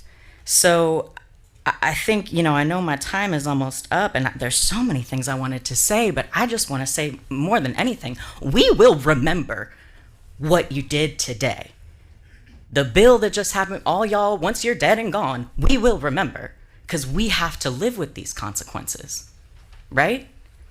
Don't do it again. House Bill 81 is bad, bad, bad. It's easy because you just get to leave us alone. Now, just leave us alone. Just leave us alone. Let us be. I don't even want to sit up here anymore. I'm done. I'm out. Thank you. Next. Hi again. Olivia Gowan from New Orleans. So, Representative Freeman brought up a really great point that this logistically doesn't solve anything. That my wife and I are trying to have a child, and ideally we'll have this child, and we go into a school and say this kid is trans. You know, believe it or not, I'm not going to force my kid to be trans or queer. I respect the rights of cis and hetero people. So if my kid goes to school, does happen to have a pronoun that, by the way, is no pronouns are listed on birth certificates. It's just sex. But if they go to school, they are trans, they say, I would like this. I submit a note. I say, yes, this is my child's gender. This is their name. This bill does not require anyone employed by the school to respect my parental rights and the rights of my child to go by that name and that gender. This protects nobody. This strips me of my future parental rights, the paramount rights of a parent, because no one is required to respect my child or myself. This is a nonsensical bill. It's offensive. It's clearly singling us out instead of recognizing us as also the default, also normal people. So, again, I oppose House Bill 81. You should too. It doesn't make sense unless you hate. And if that's what you're voting on, well, then just say it out loud.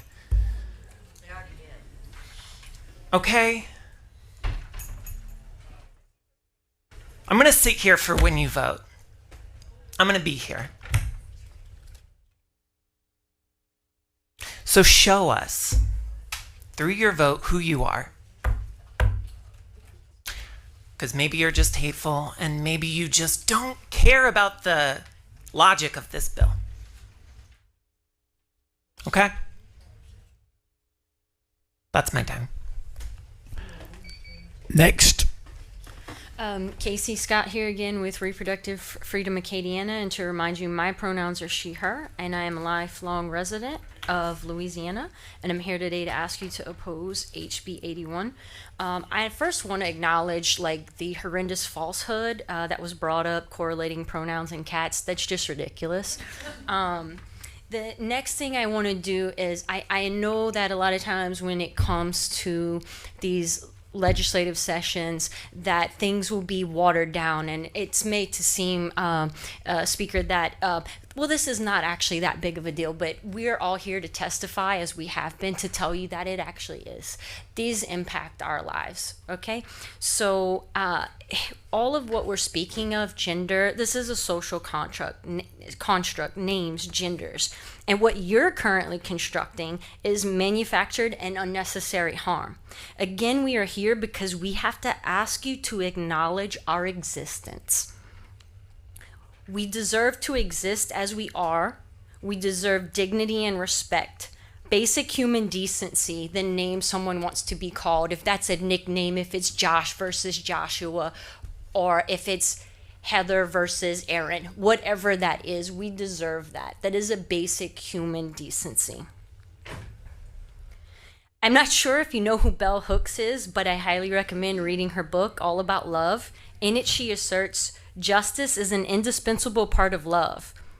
How does one ensure justice and love to children? By acknowledging their political and civil rights, because children do have political and civil rights. Parents are accountable for the life that they procreate, but their children do not automatically become their property.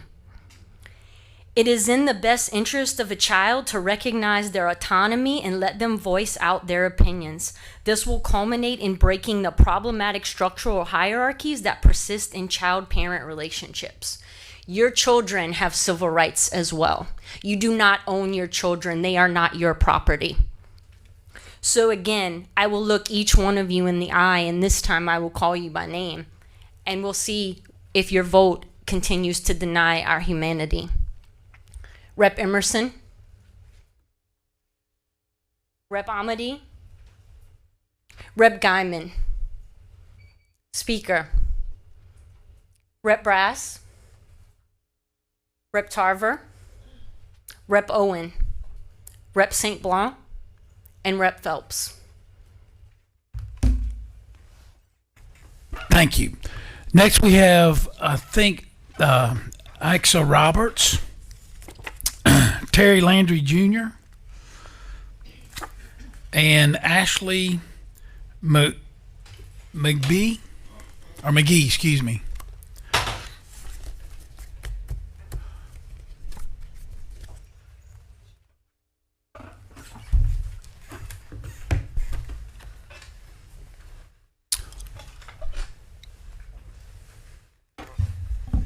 Okay.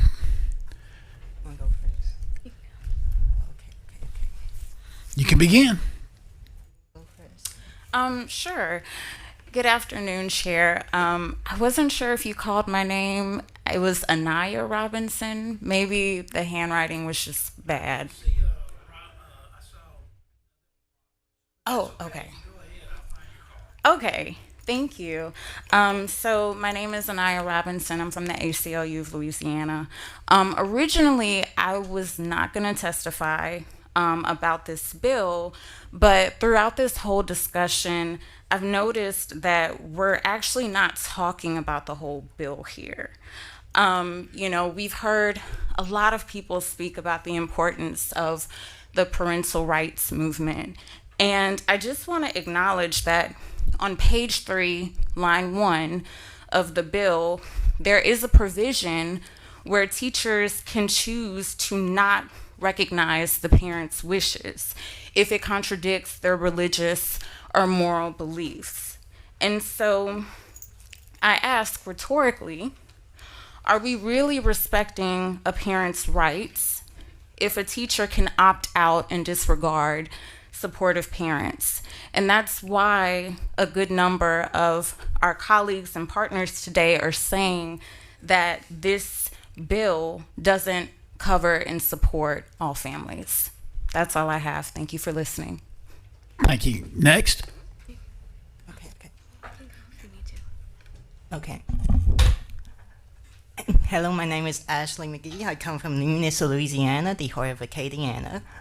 So this bill, LAHB81, will make it so that young trans adults will have to get a signed permission form from their parents so educators can have the privilege of calling them what they want to be called by. We carve out for if they have a religious or moral obligation.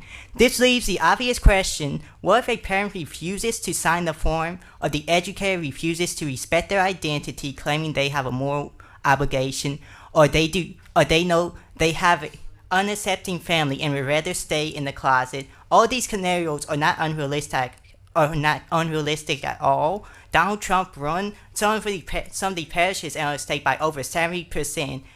Fact, this bill's answer to all these questions would be the mandating of dehumanizing the people by linking their autonomy and ability to be respected to whether or not they have their parents' permission.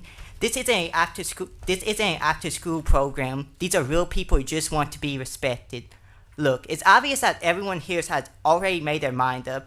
This is just theater, a show, and the people here who have an agenda of legislating hate are doing their best to divert from the reality of these bills by bringing up things that are completely unrelated to any of this in order to build fear. I'd like to finish by asking this committee to vote down this bill, and for the representatives here who don't support hateful legislation like this in HB 466 to fight with all of their might to make sure that this state does not legislate hate in any single way. If you give them an inch, they'll take a mile. It takes one person to take a stand and fight for what's right, fight for what's right, to do what it takes. To quote trans representative Zoe Zephyr from Montana, I hope next time there's an invocation, when you bow your heads in prayer, you see the blood on your hands.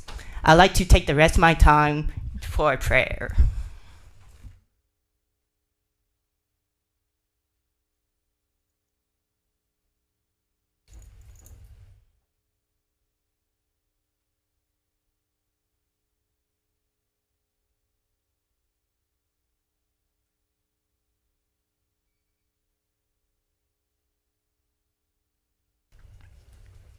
my final seconds, I'd like to reiterate one of my mom's favorite quotes.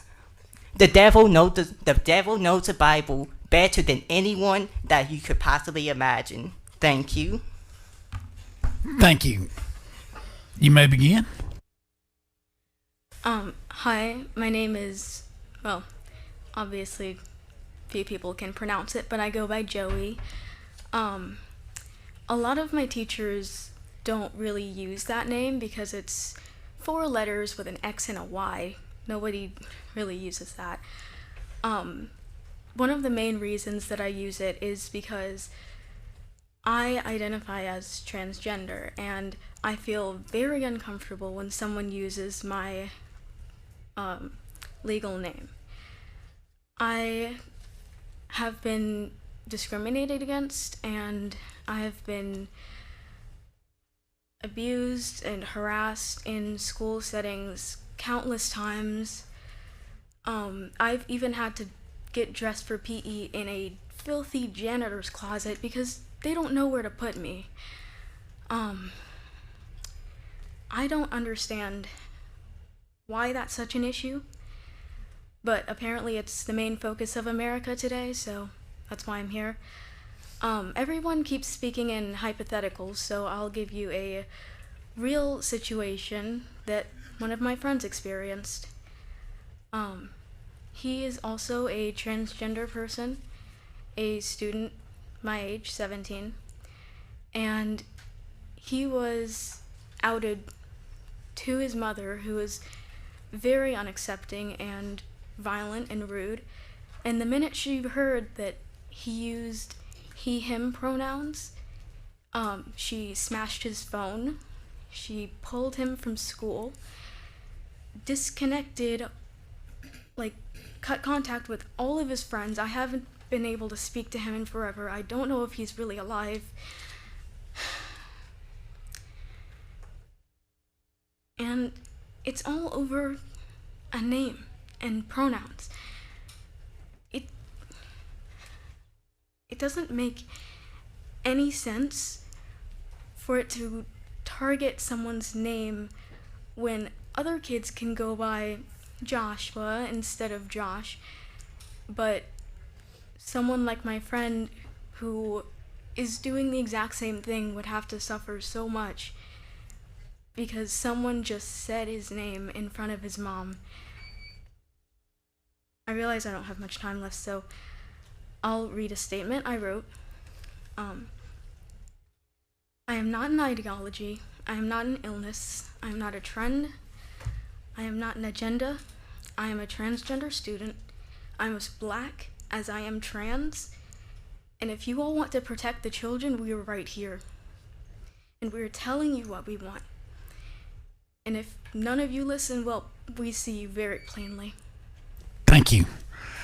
Next, we have Taylor Schutz,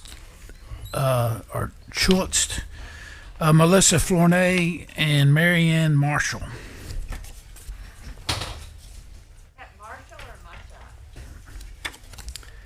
I'm sorry. I guess that's Mulshot. Is that right? From Live on Robertson. Marianne. Yeah.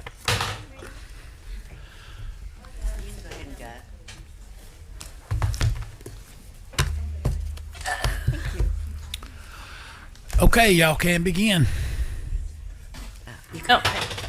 Hi, my name's Taylor Schutz. I'm from Greenville Springs, Louisiana. I'm born and raised in Louisiana. I am a Catholic. I'm confirmed Catholic. Have attended Roman Catholic schools my whole entire life, educated with the Sisters of St. Joseph. And despite a very Catholic upbringing, having sodomy laws on the books at different points in time, experiencing abuse, I still came out queer. In the 5th grade, I knew that I was in love with the girl in my class, and that just happened. My parents, no one in my family is queer. It just happened. I didn't have any media representation for that. And this is just to say, at a young age, kids know themselves. They are seeing things. I didn't have the media or social media telling me this.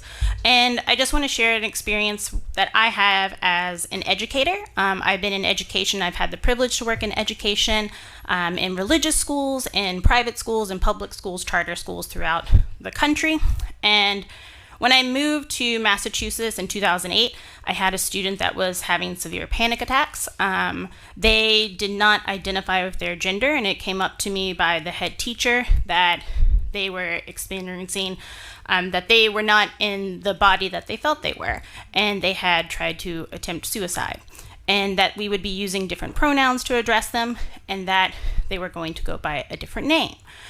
I honestly, even though I identified as queer, knowing that in the 5th grade, I didn't understand transgender issues, and I didn't know what was going on, but I knew that I wanted my student to feel safe, to feel like that they could be in the classroom and that they could be respected. And children have identities sometimes we don't understand, but I knew as an educator, the joke sometimes when you're a teacher is that you teach 10% of the time and 90% is like behavioral management. But that behavioral management can come from conflicting ideas about yourself. Maybe you have conflicts with your parents, but we're here to listen to students to help them get the education they need and be individual people. And I grew up differently from my parents, but we still love each other and respect each other. And we're a diverse country with diverse people. And, you know, this bill is protecting a small group of people who maybe don't really even care about this, but you're hearing voices from people this is monumentally affecting. And as an educator, I want to be able to have that space for students to be able to talk. But thank you for listening to me. I hope you listen to all the testimonies here for today. Thank you. Next. Marianne Mushat, and while I totally agree with the opposition that the distress that this bill calls, I'm not going to speak about that. First of all, I want to know, are parents required to bring to present the birth certificates when they enroll their children in schools?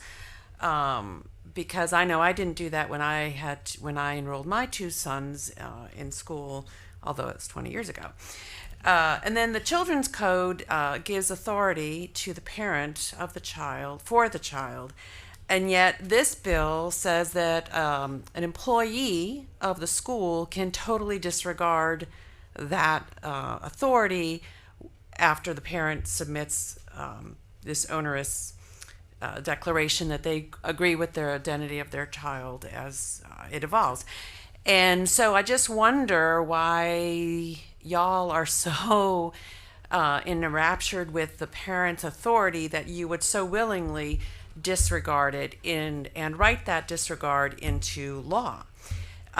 So I question the necessity of this bill because of the reasons stated by Representative Freeman as well as others. I'm curious about the mention the Reverend made of the 74 genders spoken of in the Congress, because I tried to Google it and couldn't find it. And I just want you to know that those of us who are paying attention, and more people are paying attention to what goes on here, are seeing this not as an attempt to help parents and strengthen their authorities for the reason I just mentioned, but that you go between the authority of the teacher versus the authority of the parent when it suits you. And we're watching, and we're wondering what is behind that flip-flopping. And so I encourage you to vote this bill down, because I think it's unnecessary, I think it's unkind, and it totally does not reflect well on Louisiana. Thank you.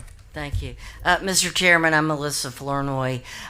I'm really glad we amended the bill so that if your name is William, you can be called Billy. If your name, like Dodie Horton's name is Sylvia Dolores Miller Horton, and so she goes by Dodie. Thomas Presley is Thomas Presley V. His son goes by Cinco. So now I think we're going to have paperwork so parents can approve the nickname. of their children being called in class.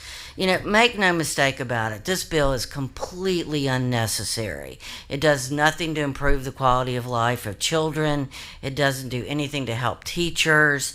You know, this bill really is part of an indoctrination program to make all children conform to a behavioral norm consistent with a white Christian theology that is intended to make young LGBT children, and frankly, all children who hate their first name, feel bad. You know, the world is hard enough to navigate. Listen to the children and their families. If a teacher has a concern, she can contact the parents of a specific child and deal with a specific situation. You know, teachers know what's going on in their classrooms. This bill is completely unnecessary unless you just want to single out LGBTQ students who want to use another name. And what is the big deal about pronouns? Don't we have more important issues like helping young people feel safe in school, helping young people feel like they belong, helping young people succeed? So please don't make parents fill out paperwork. Leave it to the teachers to deal with individual situation. Let's all follow the golden rule and treat other people the way we would like to be treated, with kindness, with respect, and with dignity. Thank you. Thank you. Manny Ocasio, Cole Quinby, and Josie Berkman. Are y'all here? Come on up.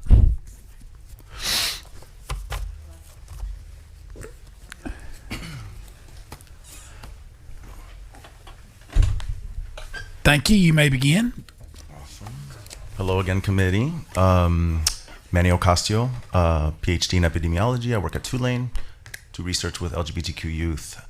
I don't have much to add beyond what I mentioned before. I'm still a little bit disheartened that the startling statistics about how harmful laws like this can be for these children rang through deaf ears. It's hard. But, you know, one thing I have to say about this is, you know, I feel like probably a lot of this committee hasn't really met a trans child and seen the joy in their face when you accept and acknowledge who they are.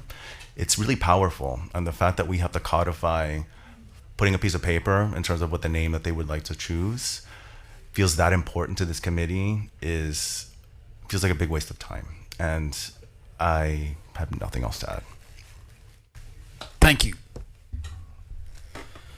For the record again, my name is Cole Quimby, and I'm a chemistry major currently at Louisiana State University.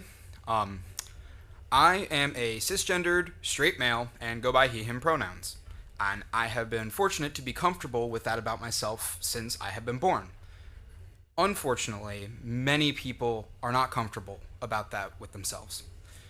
And this bill looks to perpetuate and continue that discomfort without the intervention of a parent, and even with the intervention of a parent, it can still be ignored.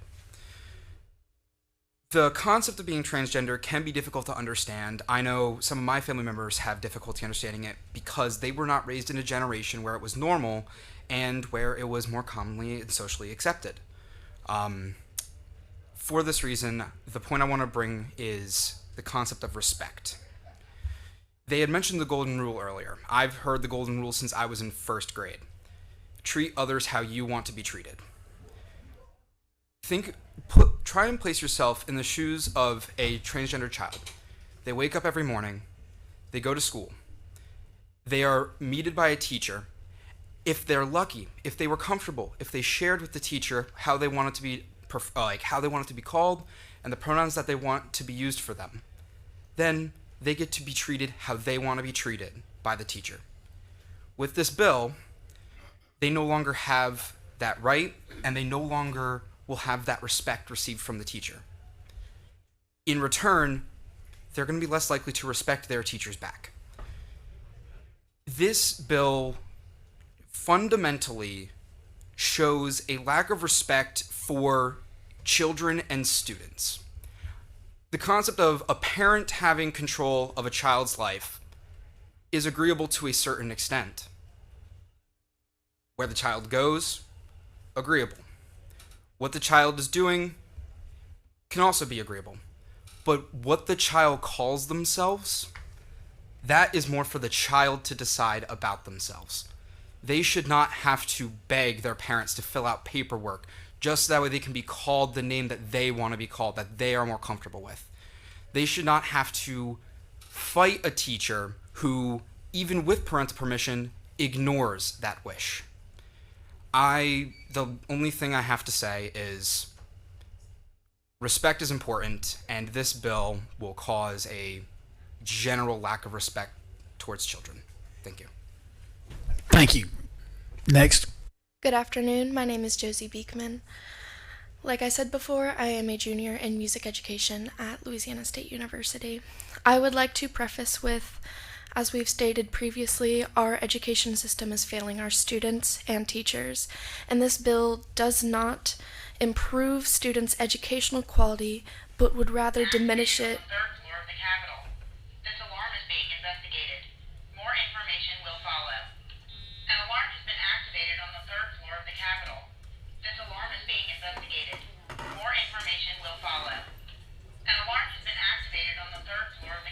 Do I continue? Just hang on till it's finished.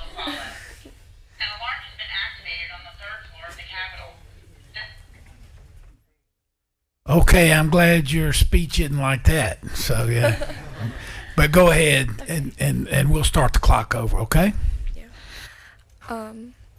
Our education system is failing our students and teachers, but this bill does not improve the students' educational quality, but would rather diminish it, allowing other problems to arise. Managing a classroom of 30 developing minds is already a difficult task, but incorporating angry students will perpetuate this. This bill advocates for the act of misgendering and dead naming, the act of calling a student by their assigned birth name rather than their preferred name.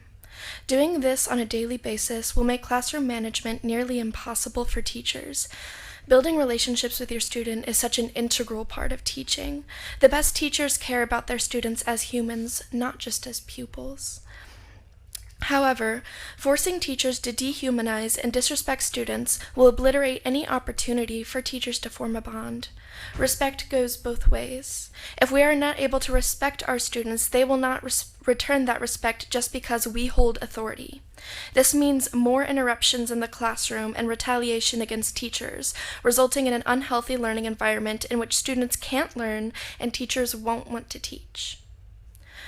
Furthermore, should a teacher not support changing a person's pronouns or name, whether because of moral or religious reasons, as written within the bill, they are allowed to opt out of this. But if I do not support misgendering or dead naming a student because of my religious or moral values, I am forced to adhere to this law. So my question is, would it be right to extend me and others who share this, would it be right to extend that same grace to myself and others who share that value? If it is, this makes this bill pointless.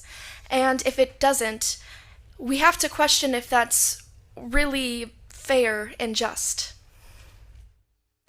As I stated previously in opposition of Bill 466, we are all here today to advocate for the safety of children.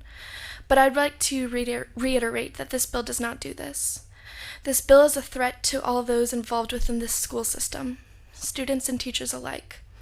It creates an environment of fear of exposure, fear of consequence, fear of what is next. I, for one, am terrified.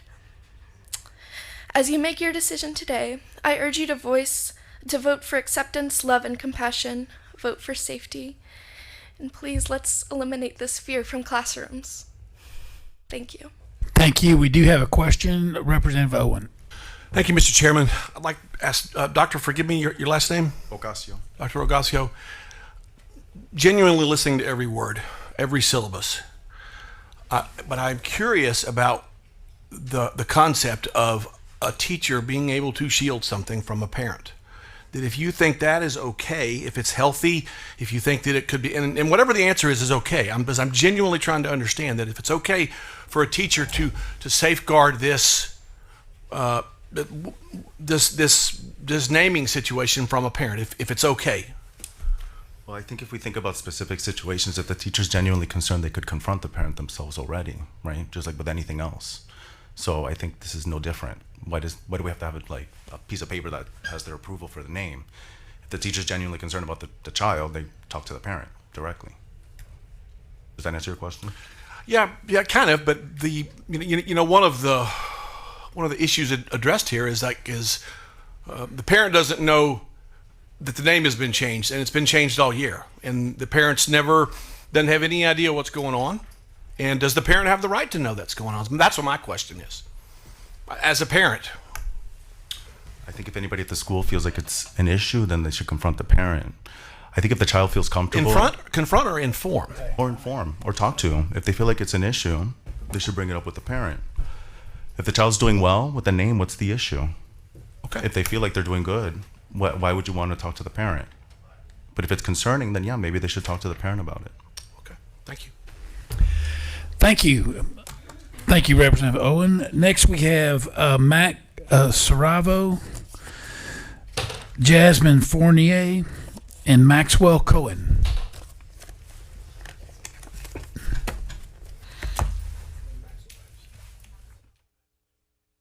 Max waved, so we have Logan Wolf, if you'd like to come up.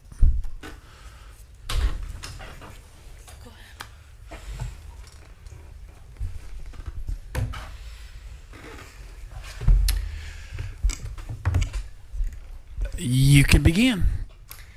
Hi, my name is Max Saravo, and I use he or they pronouns.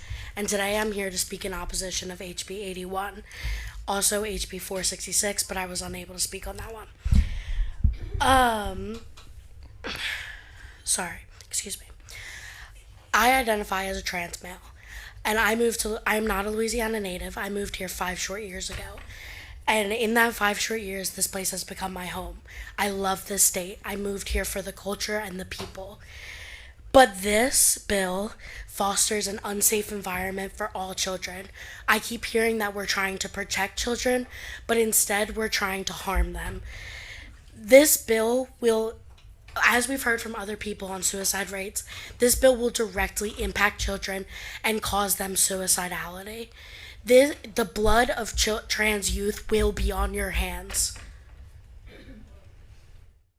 You send your thoughts and prayers to children in school shootings. Why are we not talking about that? Why are we instead trying to legislate the genitals of children? Why don't we do something on the disparities of education, gun violence, or Louisiana's ranking in education, as we've talked about before? Why is this the issue that we are making? And the answer is hate. The simple answer is hate. You hate trans people, and you have made it obvious. And with that, I'm done. Thank you. Next. Hi, my name's Jasmine Fournier. I'm a citizen and a taxpayer here in Louisiana. I'm also a public health researcher at Tulane University in the School of Public Health. I'm representing myself today. And, we can talk a lot about data, but I'm going to just give a couple statistics. There's a lot of published data that say that kids being allowed to use their chosen name and chosen pronouns reduces suicide risk. It's simple. There's a lot of data to support it. And we heard earlier about suicide rates being much higher in gay and trans kids. So this bill is confusing when you say that you want to keep kids safe, because it's going to do the opposite. On a personal level, I'm gay.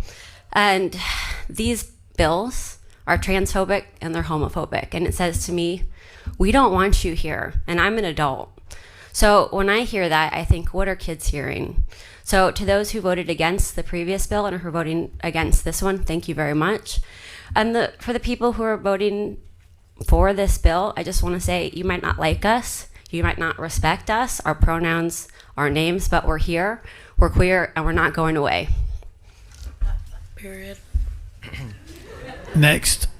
Hi, my name is Logan Wolf. Again, I am a board member for Forum for Equality.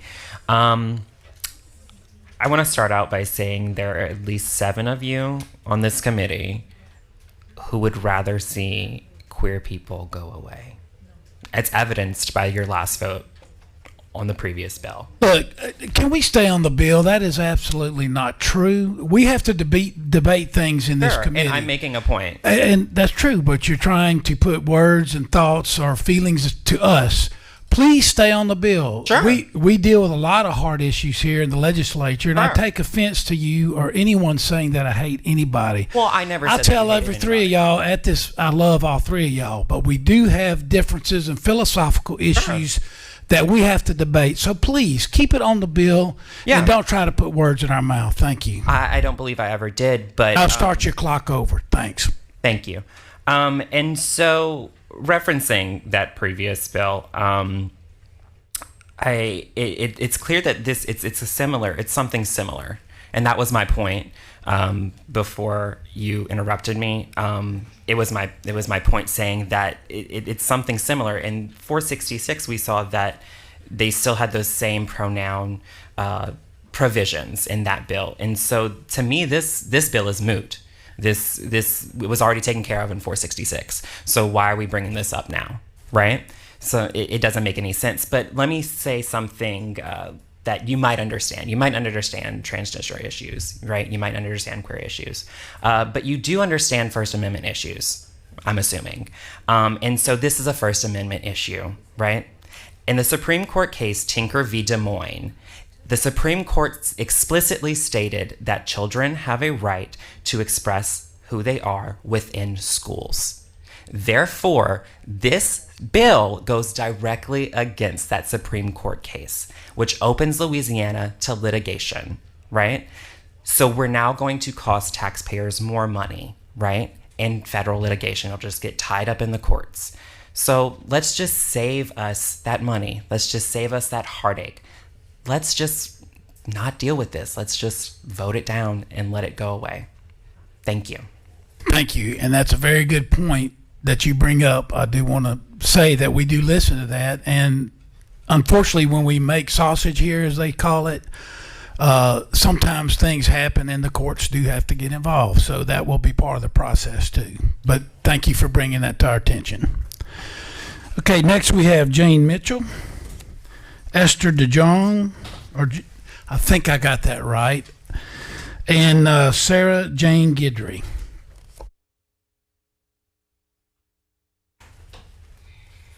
Y'all want to come on up?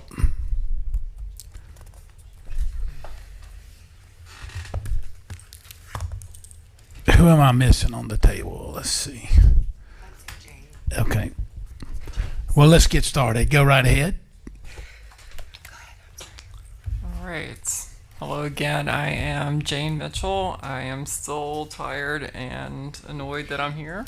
I still think it's futile. I think most of you know what you're going to do. I think most of us know what you're going to do.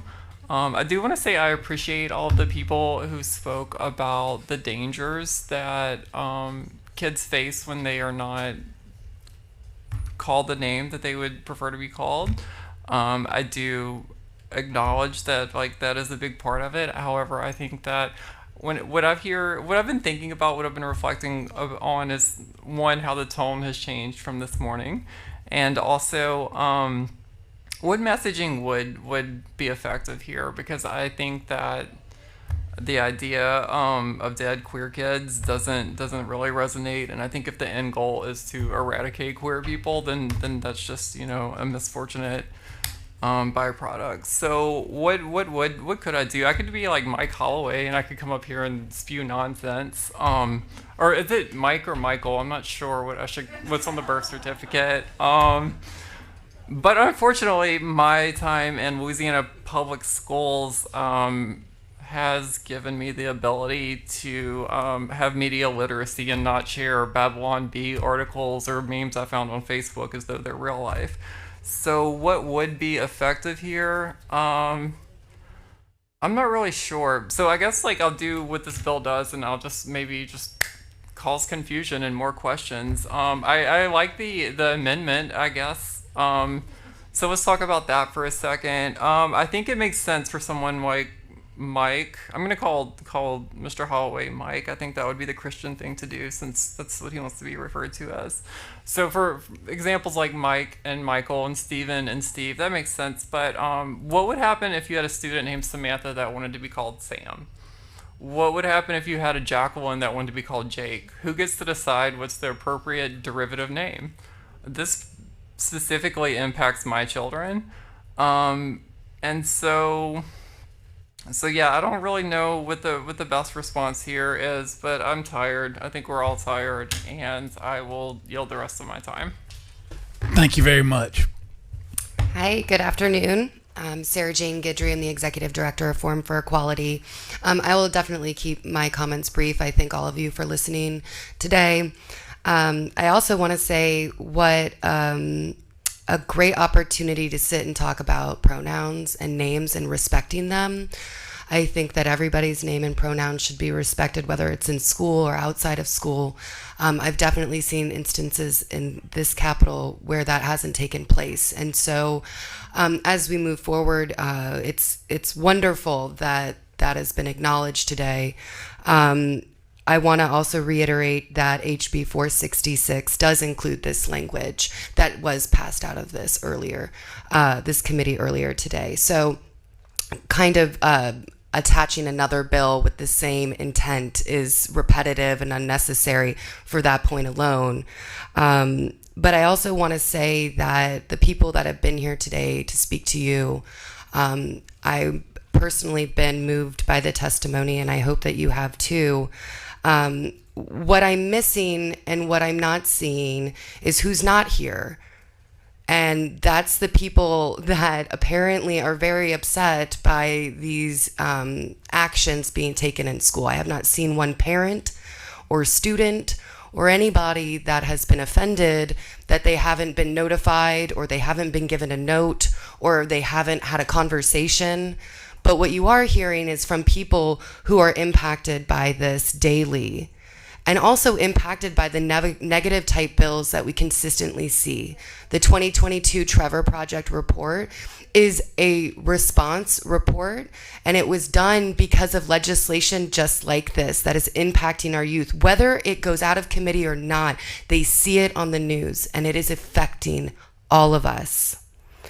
And with that, I also think, as we love and talk about education, I will quote my favorite Dr. Seuss. A person's a person, no matter how small. I don't care about the percentage. I don't care if it's less than 1%. A person is a person, no matter how small, and we should respect them, and we should give the due diligence to the work that is in front of us. And I hope that you vote no. Thank you. Thank you very much. Okay, we have Kathleen Hyde from Denham Springs, Lila Heckmadust, I think I got it right, Pearl Ricks.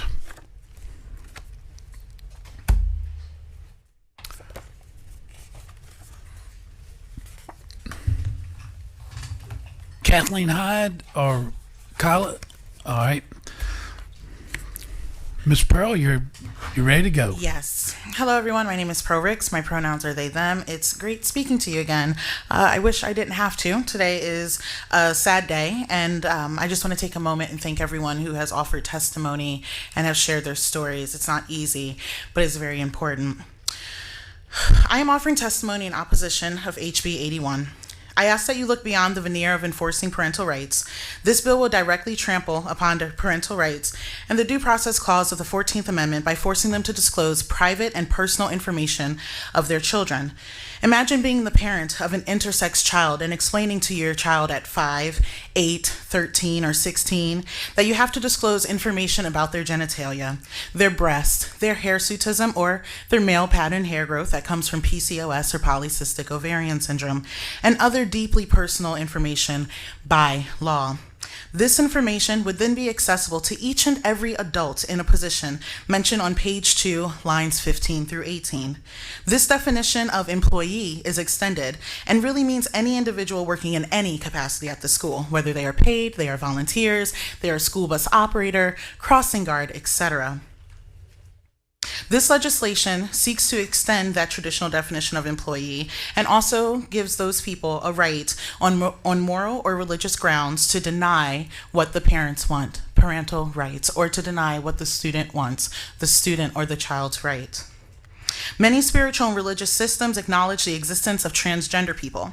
This should allow teachers with moral and religious convictions to address the student as they desire, if it is to provide that a school employee may deny the rights of children or child-rearing preferences of the parent on moral or religious grounds.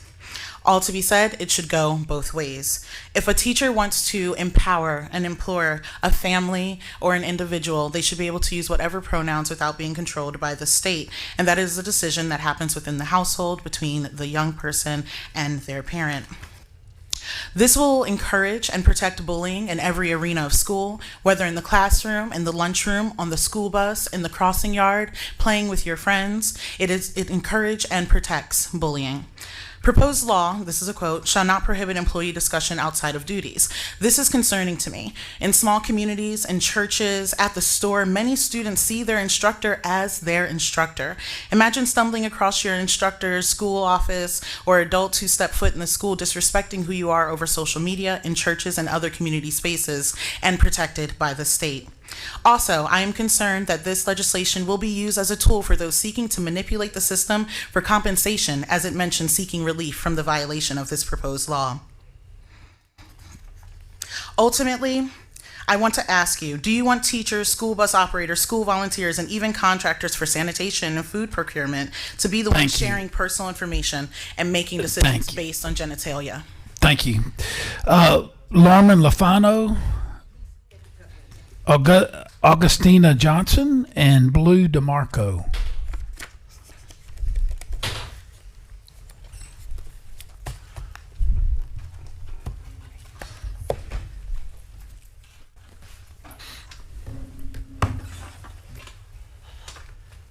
Y'all may begin.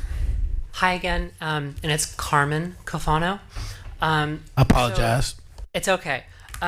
So, like I said before, I want to say how much I appreciate everybody's testimony today. And many people have used rhetorical devices. And the one I particularly like is asking you guys a question. You don't have to give an answer, obviously, but would you be okay if a teacher ignored the wishes of a parent when that parent specifically said they did not want their child taking part in some part of a lesson plan? And that is exactly paralleled with not respecting a parent when they say, I want my child to be referred to as she, her, he, him, they, them. The other thing I want you to think about, are you going to be comfortable knowing that this bill, with the forced outing that many other people have mentioned, will end up with some child being beaten by their parents? Child abuse happens.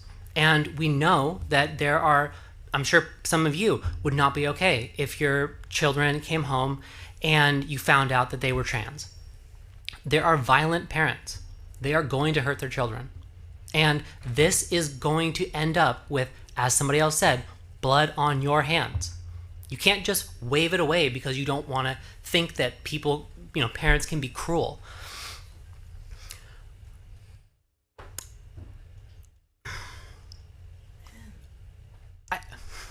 I almost don't want to say anything, so everybody can just kind of marinate in the discomfort of knowing that for somebody out there, somebody's going to die because of this bill. And, Rep. Owen, earlier, you were talking about how, both sides of the spectrum are yelling at each other and they can't listen to each other. That stance, that meager, meek, centrist ideology where you say, oh, well, both sides are equally wrong and they're yelling, it's anemic. It doesn't do anything. You have to take a stand. At least go with your colleagues and say, no, I don't think that we should respect children. I don't think we should respect their parents. Or go on the opposite side. But don't be anemic. Don't sit there and pretend like both sides have reasonable points. There are rights and wrongs in this world. Take responsibility for your actions. I'm done. Thank you. Next. Hi. Well, it's not morning anymore, but good afternoon. My name is Augustina Johnson. I'm a lifelong Louisiana resident. I've been here before, I think 21 other bills we won that time, but yeah. Yeah, I'm just going to give an anecdote. Hopefully y'all relate to it a little bit. Maybe you know this guy. So in 2016, I was a student at Delgado Community College. This is relevant, don't worry. I went across the street to the park to take a break while studying, and there was then state senator, federal senator now, then state treasurer, John Kennedy, filming his campaign ad. He approached me and shook my hand.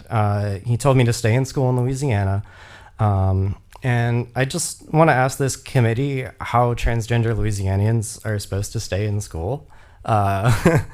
How could someone like me listen to our senator, our former treasurer, if we are bullied out of school, not able to use our name, our pronouns? I can go into personal stuff about how this affected me, but y'all, have heard it all. Yeah, let's not kid ourselves here. This legislation has one goal, and it's making life for transgender people in Louisiana impossible. This legislation is meant to drive us out of schools. It is meant to drive us out of public life, and it is meant to drive us out of Louisiana. And apparently it needs to be said, but there is no way that passing this legislation would not be wrong. It would be a stain on the state. It would be a stain on this committee. And while I know you have no obligation to listen to me, know that we will continue to speak truth to your oppression, and that history will judge you for your decision, and it will be known that we will not and did not go quietly. Thank you. Thank you. Next. Hi again. My name is Blue DeMarco. Thank you again for your time. Thanking you all for being here. I know it is a lot today. I wanted to say that when reviewing this bill, I looked over the cases of Washington versus Glucksburg and the cases of Garcetti versus Ceballos. And I would actually really like to commend Representative Crews because I think that he took a lot of time into this bill. And although I may not agree with him, I think this was actually very carefully crafted. I would like to say one thing about this bill is that it fails to understand the rights of students, and it does directly target the trans community. 75% of transgender students have reported feeling unsafe at schools because their name and pronouns were not addressed properly. Most that continue to go through school have reportedly low GPAs. So I think it really does affect our school system. It really does affect the way that kids learn. And it won't only continue to make students feel unsafe, it will villainize our teachers. As a trans student myself, when teachers did not respect my name or pronoun, I couldn't sit through their class. And if I did, I had a resentment towards them. I felt so bad about myself and who I was as a person that there was absolutely no way that I could continue school. It was so hard for me as a child to even imagine myself going to high school, let alone continuing, graduating, and going to college. Later on in high school, I had teachers that made me feel safe. They used my name and my pronouns accordingly, and my parents didn't know about this at the time. Eventually, I had the courage to have a conversation with them because I had other students, other peers, and my teachers actually respecting me. And I think that if I hadn't had that, I wouldn't have been able to have that conversation with my teachers. With my parents. And I think if I hadn't been able to have that conversation with my parents, there's absolutely no way that I would be here before you today. So again, I really, really urge you to not let this bill continue forward because I believe that it'll be a devastating blow to our trans kids. Thank you so much. Thank you. Okay, Peyton Rose Michelle, Mary Lee Montgomery, David Abraham.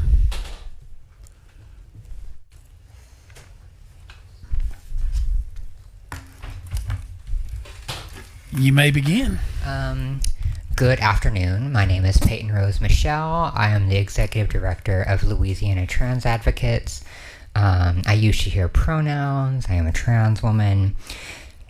And my rhetorical question, I know you have heard a lot of those today. My rhetorical question to you all is, how many trans people do you know? Is it like none? Is it like a handful? Is it more than that? Do you know any gay people? I ask that because today you got to hear from a lot of queer people, and they very openly shared how they feel about this bill and y'all's stance on the previous bill. And I would ask that you, especially if you do not know any trans people in your life or any queer people in your life, I urge you to really, really process the pain that has been spewed at you. I know you're hearing you're hurting people, blood on your hands, etc. And I understand that is obviously not necessarily all of your intentions. It's not fun to hear. But it comes from a place of pain and suffering and fear of what is happening in this committee today. And so I urge you to give the people that testified today some grace for expressing their feelings a bit raw and not really censoring or filtering how they felt necessarily. It is hard. Y'all understand. It is hard to stick up for what you believe for. It is hard, especially when there's a whole system that is kind of pushing against you. I know that y'all feel similar ways, and so that is what we're feeling right now. We're feeling the system that and right now is being represented by this committee. We're feeling that system weigh on us, and you're watching us squirm and be afraid and try to get out from under that pressure and that pain and that trauma. And so just please oppose this bill. You already passed a bill that does basically the same exact thing, and when all of the news breaks tonight and this afternoon, or if it already has, it will send a message to every queer kid that y'all, whether or not this is your intent, it will send the message that y'all do not like them.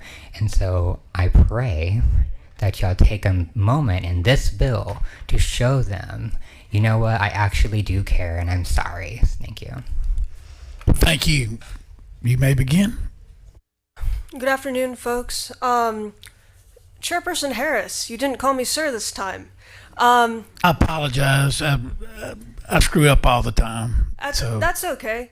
I actually posed a rhetorical question to you also now. I know you've heard a lot. Are you certain whether I'm sir or whether I'm ma'am? I'll allow you to sit and think for a moment. If I pulled out my birth certificate, would you be certain then?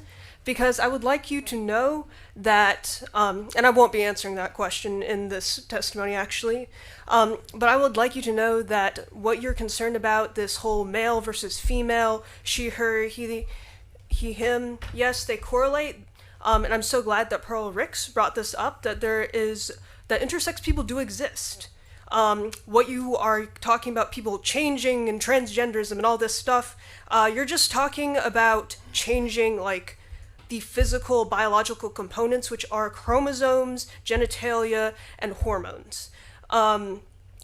That's 3 components. Any one of those 3 components can be a little bit different, and then you're categorized as intersex. An older term for it is hermaphroditism.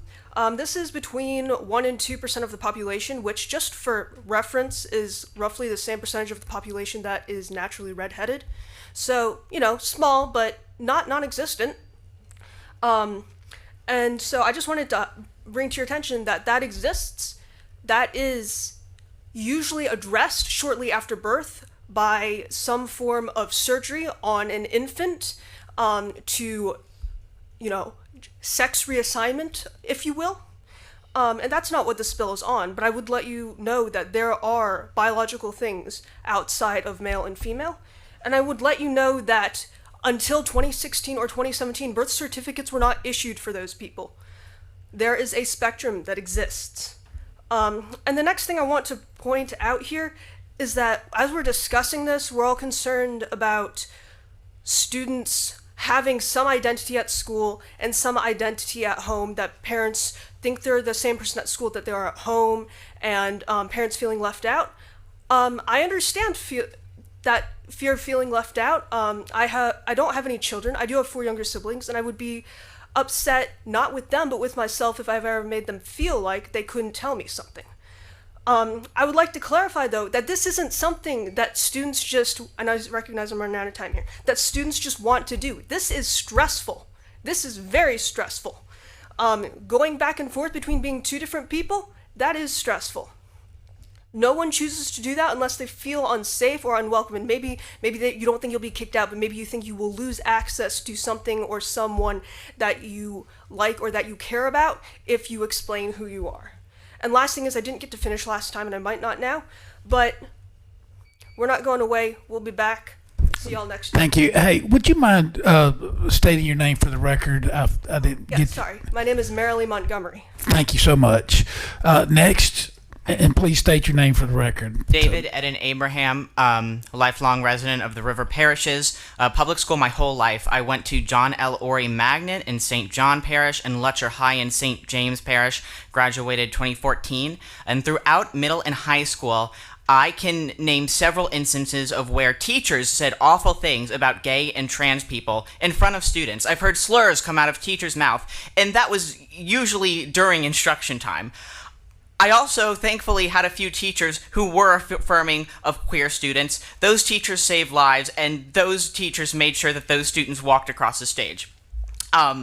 This bill would empower transphobic teachers to bully and harass openly trans students. It's going to allow, like, the bigoted weirdos who do exist in the Louisiana school system to abuse their power over children. This bill also compromises the trusting working relationships students have with affirming teachers, the teachers who save lives, the teachers who got me across the stage. I'm a religious person. I believe in God. I have a great relationship with God. It's my moral belief that I'm going to respect someone no matter what their age is by calling them by the names and pronouns they want to be called by. I don't understand why anyone thinks that trans people's dignity and right to public life is a respectable topic of debate.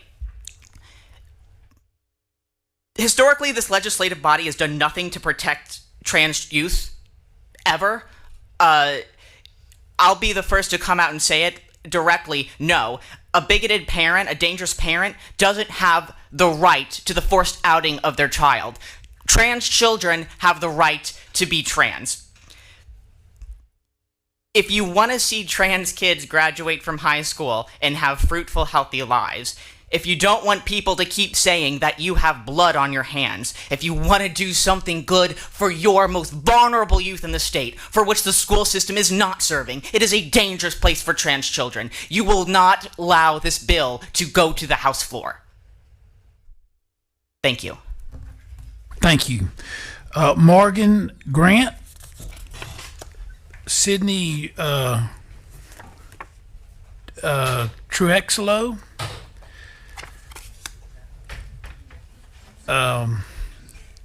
Vacan Shear Bell,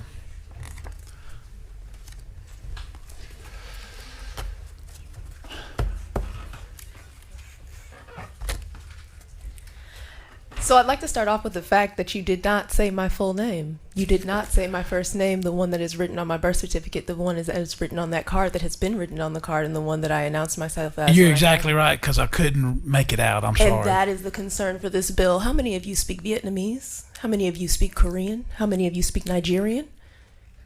How many of you speak a language other than English, a broken, stolen, pieced together language? You couldn't even say a name in English. Because I couldn't read it, sorry. Ah, yes. You couldn't read it. You were ignorant. And so my question to Rep. Tarver is, what do you think that ignorant people have to discuss? I'm right here. You can look at me. Or you can avoid eye contact. That's fine. However, you are an ignorant individual, as you said. You said that people who are unknowing need to discuss this topic. What exactly do you Look, need to discuss? that's enough. No. This is the definition of ignorance. I'm sorry, I cut you off. You're not gonna sit up here. You're not gonna sit up here and assault our members. Sergeant Arms, you need to take her from the table. We're gonna keep the decorum. We are gonna keep decorum, and I'm not gonna allow you to insult members.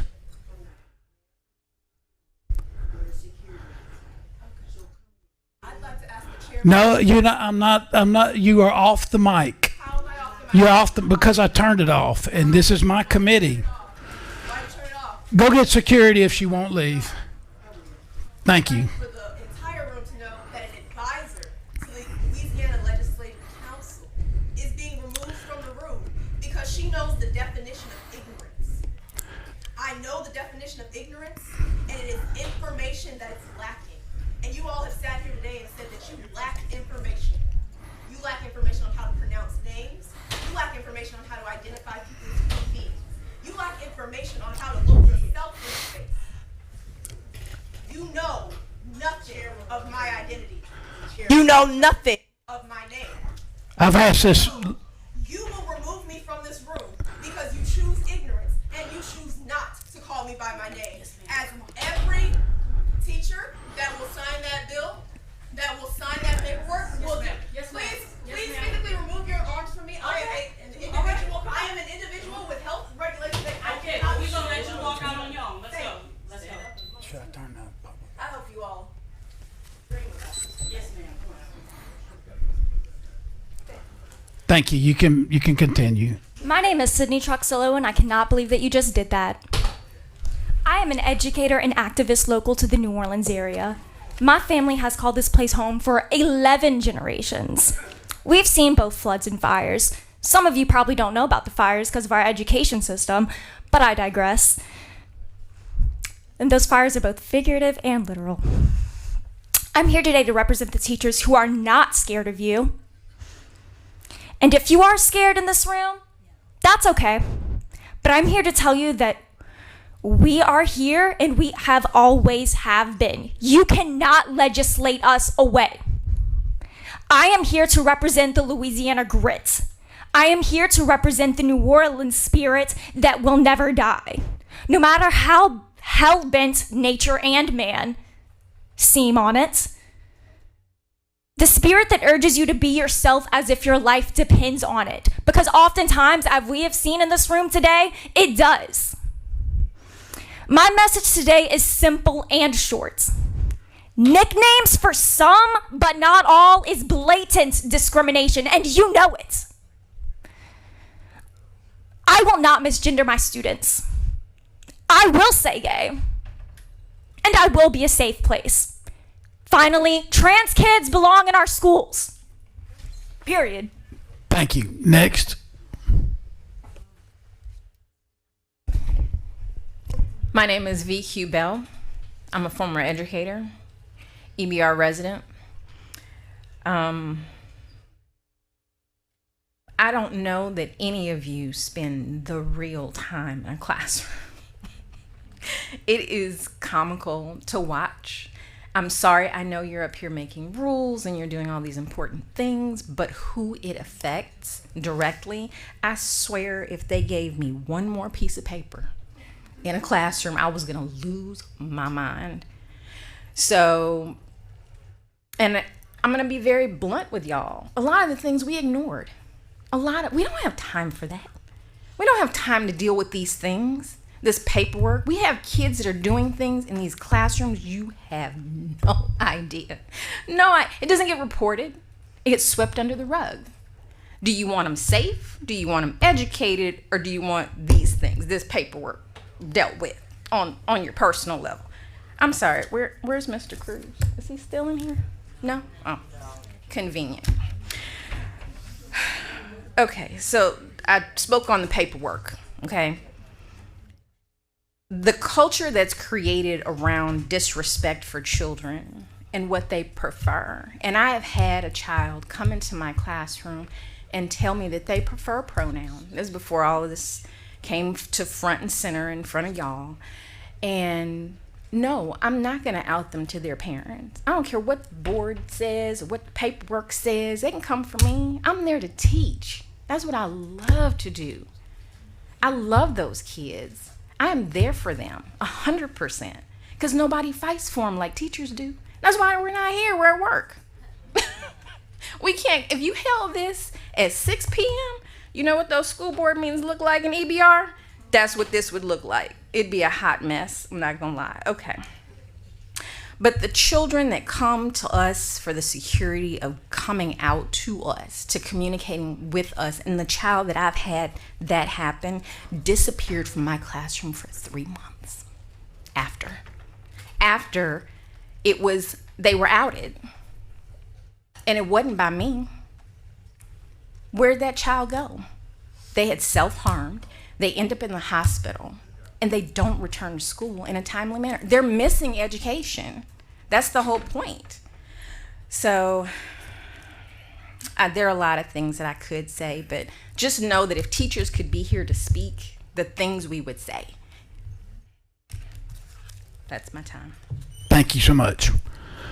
Caroline Tweedy, Rebecca Baum, and Shannon Kinney.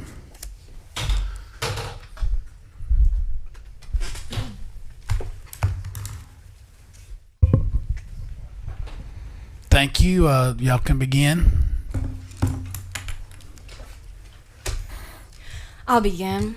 My name is Caroline Tweedy. You know my credentials. I actually finished at Tulane University with a master's degree with a 4.0. That is perfect grades. And that does not matter for this body. It does not matter what I say that is intelligent or logical or well-spoken, because my friend, whom I just met today, was forcibly removed for speaking their mind. To you people who look at us bald-faced, you look at me, you deny my humanity. You have looked at up to 100 people, I haven't counted today, queer people, brave queer people who speak truth to the disgusting power of this body. And I'm allowed to speak my mind and my opinion about this place. And I have the privilege of my skin that I am not being removed for speaking in the same manner as my friend who was forcibly removed from this body, who will never earn my respect. And you'll see me again. Trust you will see me again. Trust that you will see people like me, people like us, my friends, my comrades. You will see us again. And if you don't see me again in this lifetime, you'll see me in hell. I'm dead ass. I'm not kidding. I educated myself and I studied the dreaded queer and racial critical theories. And here's what I learned. That though you do not care whether I live or die, apparently I'm not allowed to say that you hate me despite the mystifying language of this bill and how mystically all these queer people showed up to speak against it. It is incredulous to me. The injustice that has gone on in the last 10 minutes in this room, let alone the hundreds of years with which this body has stood. I made the mistake of appealing to your God, your humanity. You do not see mine. And yet I love each and every one of you. And that's what hurts me the most, that I believe we are connected profoundly and that you do injustice to your brothers and sisters under God, under union, justice, and confidence. It's a sham. And to the queer people, to queer children, if you're listening, your queerness is your power, and that's why this room is afraid of you. Your queerness is the most powerful force that you have because it allows you to see through the sham of respectability. I love you. I do not respect you because I know what goes on here. I know that money is exchanged and people are waking up. You know something else they're afraid of? Woke. You know who made up that word? Not a politician, Erykah Badu. Get into it. Thank you. Thank you. Next. Hi. nice. My name is Rebecca Bohm, and this is very much out of my comfort zone. I'm just going to be honest. Just for the record, I'm an old white heterosexual woman, so I guess I'm an ally, but I have no ties, personal, ties per se to the LGBT plus community. So when I was reading over this bill, my first thing was about the nicknames, because my name is Rebecca, but I'm called Becky. So y'all made an amendment that my parents wouldn't have to write a note to send to the teachers that are already overworked. I live in St. Tammany Parish. I don't know if I say that, in Mandeville. I was a parent volunteer for over 10 years, and I was literally probably at the schools every day because my daughter had diabetes and they had no one to take care of her. So I had to go take care of her for that. So I did, and I volunteered. I was a great volunteer. And to see how hard our teachers work and how overworked they are, and I know since I've left, they've just gotten more work piled on them. I don't think we should have something trivial as to getting paperwork to opt in for your child to be called something. To me, it's a bill that got written when there's not a problem that it needed to be. I called St. Tammany Parish School Board on Monday when I saw these bills were up. I talked to 2 people in curriculum, and first I asked about the other bill that passed, and they said, that's a non-issue there. And he laughed. He says he does not know why that is being proposed. And then I asked him about this. Do you know, are there many children this gets to be a problem, about getting called their proper name? And he said no. So that's just 2 people from the St. Tammany School Board. That's their thoughts on that. There's a lot, as has been witnessed by all these volunteers, how this affects the LGBTQ plus's mental health.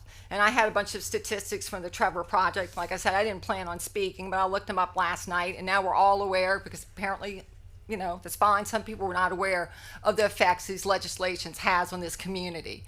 And I think it is horrible that we do not support them. Y'all say y'all care about children, and y'all do. When people got up here from the other side and they were saying, like, I care about our children. Well, you don't care about mine, because my children, I do not want to be subjected to this, and they're not in the LGBT community. But they do not need to be stigmatized by anything that's going to make them stand out, especially, like I said, with all the mental health issues in all children today, not just the LGBT community. So I don't mean this disrespectful, but I kind of feel this bill is based on nothing really sound, and it's kind of based on just trying to stigmatize a portion of our population, and I really hope that y'all do not support it. Thank you. Next. Hi, my name is Shannon Kenny. I've been an educator for 8 years in Louisiana. Actually, I worked in EBR as an English teacher. Singular they pronouns have been around longer than the singular you pronoun. And you should be ashamed of removing someone for using the literal definition of a word. This committee is responsible for the well-being of students. I know a lot of statistics have been put forward about how this will harm queer and trans people. I just want to give you a real-life person in front of you, telling you I had a student, a trans student, who ended their own life. Cello was 15 when they were in my program and 17 when they left this world. I don't know what happened to them in the few years after they were in my program. I know they were afraid of their parents, what their parents might think, and how their parents would not be supportive of them. It is my moral belief that children should be alive. I, as a teacher, believe that children, queer children, should be acknowledged, respected, and happy. I am not an anomaly. In my department of 10 people, 5 of them were queer and 3 of them were trans. I'm not exaggerating. You have a teacher shortage already, y'all. I swear to you that this will not help with teacher retention or student outcomes. We are here. Queer kids are here, and they deserve love and respect. I hate that we here together have created a world where my student did not want to continue to be in it. I ask you to not contribute to that kind of world. Thank you. Next we have Hannah Guillory, Belinda Davis, and Elliot Wade.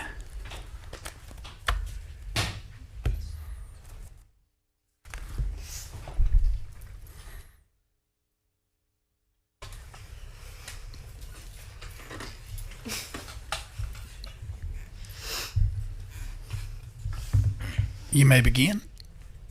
Hey y'all, I'm Hannah Guillory. I'm from Lafayette, Louisiana. I prefer she, her pronouns, but I'm not offended if you call me by anything else because I'm not trans. I wasn't going to speak today for a few reasons. One being that I'm an absolute emotional wreck listening to all of this. But something really hit me earlier. And I first want to point out that I really appreciate you asking questions, Representative Jefferson. But it really hit me when you said, "What's the Trevor Project?" I've never been trans in my life. I only came out as queer last July. I would have only even called myself an ally for like the past 10 years of my life, but I've always known what the Trevor Project is. It really hit me how uneducated y'all are on the queer community. Quite simply, you are just not prepared to make a decision on queer youth. And I understand that you understand education, you understand laws, but you need to understand people as well. And it's okay that you're misinformed, it's okay that you're uneducated,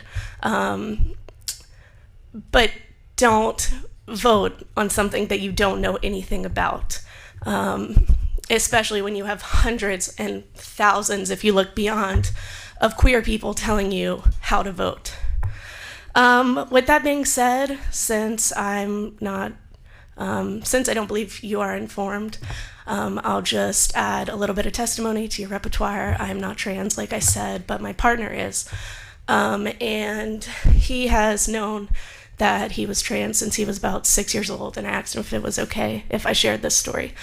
It was never a problem that he wanted to dress like a man, like he wanted to dress like a little boy, until he was about 12 years old when his mom started saying, "You need to wear dresses, you need to do this, we need to start looking for a partner for you." You guys want to talk about grooming? That's, the Christian way. We need to start looking for a partner for you at 12 years old. So he agreed, he said, "Absolutely, you're my mom, I respect you." And he tried to change himself. He did start wearing dresses. He started hanging out with girls instead of boys. He started reading the Bible, vehemently. It didn't work. Instead, he tried to commit suicide. He was unsuccessful, thankfully. At 14, he told his parents, "This isn't working. This is who I am." They kicked him out of the house. He was homeless for the rest of his childhood, from 14 to legal adult 18.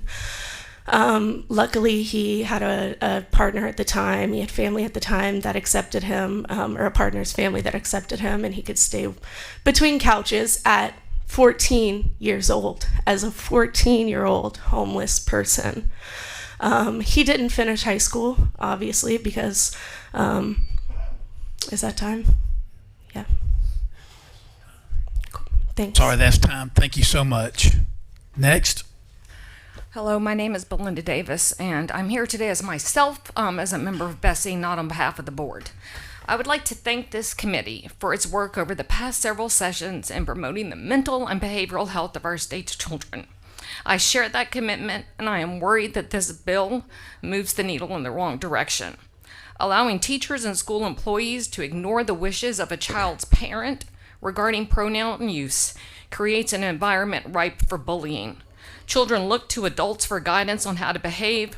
When the adult in the room ignores the desires of a trans child and their parents, children will do so as well. When the trans student's classmates follow the lead of their teacher, does that behavior meet the definition of bullying under this current statute? I think it does. And how is a district supposed to handle a bullying complaint by the trans child's parents when the accused child's parents say he is just following the example of his teacher? I spent 3 years as a missionary. I respect religious freedom, but I also recognize the rights of students to not have others' beliefs imposed on them. Allowing a teacher or a school employee to ignore a child's parents' wishes is essentially allowing a teacher to declare that child a sinner and/or immoral. Those are the grounds in this bill for refusing to honor a parent's wishes. When a child asks their teacher or their principal why those wishes aren't being respected, the answer is going to be because your teacher objects to you on moral or religious grounds. One day, I was walking through Free Speech Alley at LSU, and a preacher there shouted at me for wearing pants and called me a whore. That incident really bothered me. But I'm an adult, and I understand the basis of our religious differences. I do. This bill doesn't allow a teacher to yell insults at a child, but it may be worse. It forces a child to be in a room with an adult who for 180 days will be able to say to that child, you and your beliefs about who you are sinful and immoral.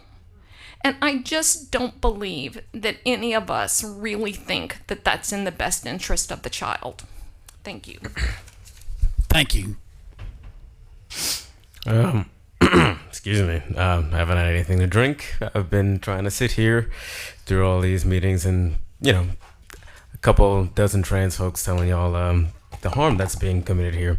But yeah, let me introduce myself. My name is Elliot Wade. I'm on the board of Louisiana Trans Advocates. And like a bunch of people have said today, I didn't intend to testify. But there's been so many young trans folks who have shown immense bravery in looking you in the eye and telling you their truths today that I felt empowered to. Now, I studied education, and I ended up with a degree in only English because I know how strenuous and tumultuous, big words, because English degree, classrooms are, right? Because there are already so many barriers for you to just teach. Teachers see your child more than you do. There's a reason why so many kids end up calling their teachers, mom or dad, because they see them every day. I came out as trans to my teachers first in tiny Cecilia, Louisiana, in St. Martin Parish, before I did my parents at 17. Some teachers who were closeted and more who were not decided on their own accord to support me. When I did come out to my parents, I was prepared to be homeless. And I did leave my mother's house for several years. Luckily, my parents are divorced, so I could go to my dad's. And we're good now because there was room for growth, for dialogue. Coming out was not an option for me. It was that or death. I don't mean that as a hyperbole. I mean that literally. I'm just a microcosm of the young trans experience. If I didn't come out and live as my truth, I was going to end my life. And we can sit with the gravity of that. I wouldn't be here talking to you today. I just wouldn't be here. And there are a lot of people who are not here without a bill like this passing. This bill would have fired those teachers for putting students first, worsening an already underfunded, overworked position that less and less people want to take up in Louisiana. So I'm just going to leave y'all here today. If you really want to think of the children, think about the children that you want to be here. Do you want children to be here? Do you want to continue a legacy of Louisianians that are fighting for what's right? Yeah. Thank you. Last card, Emily Capp.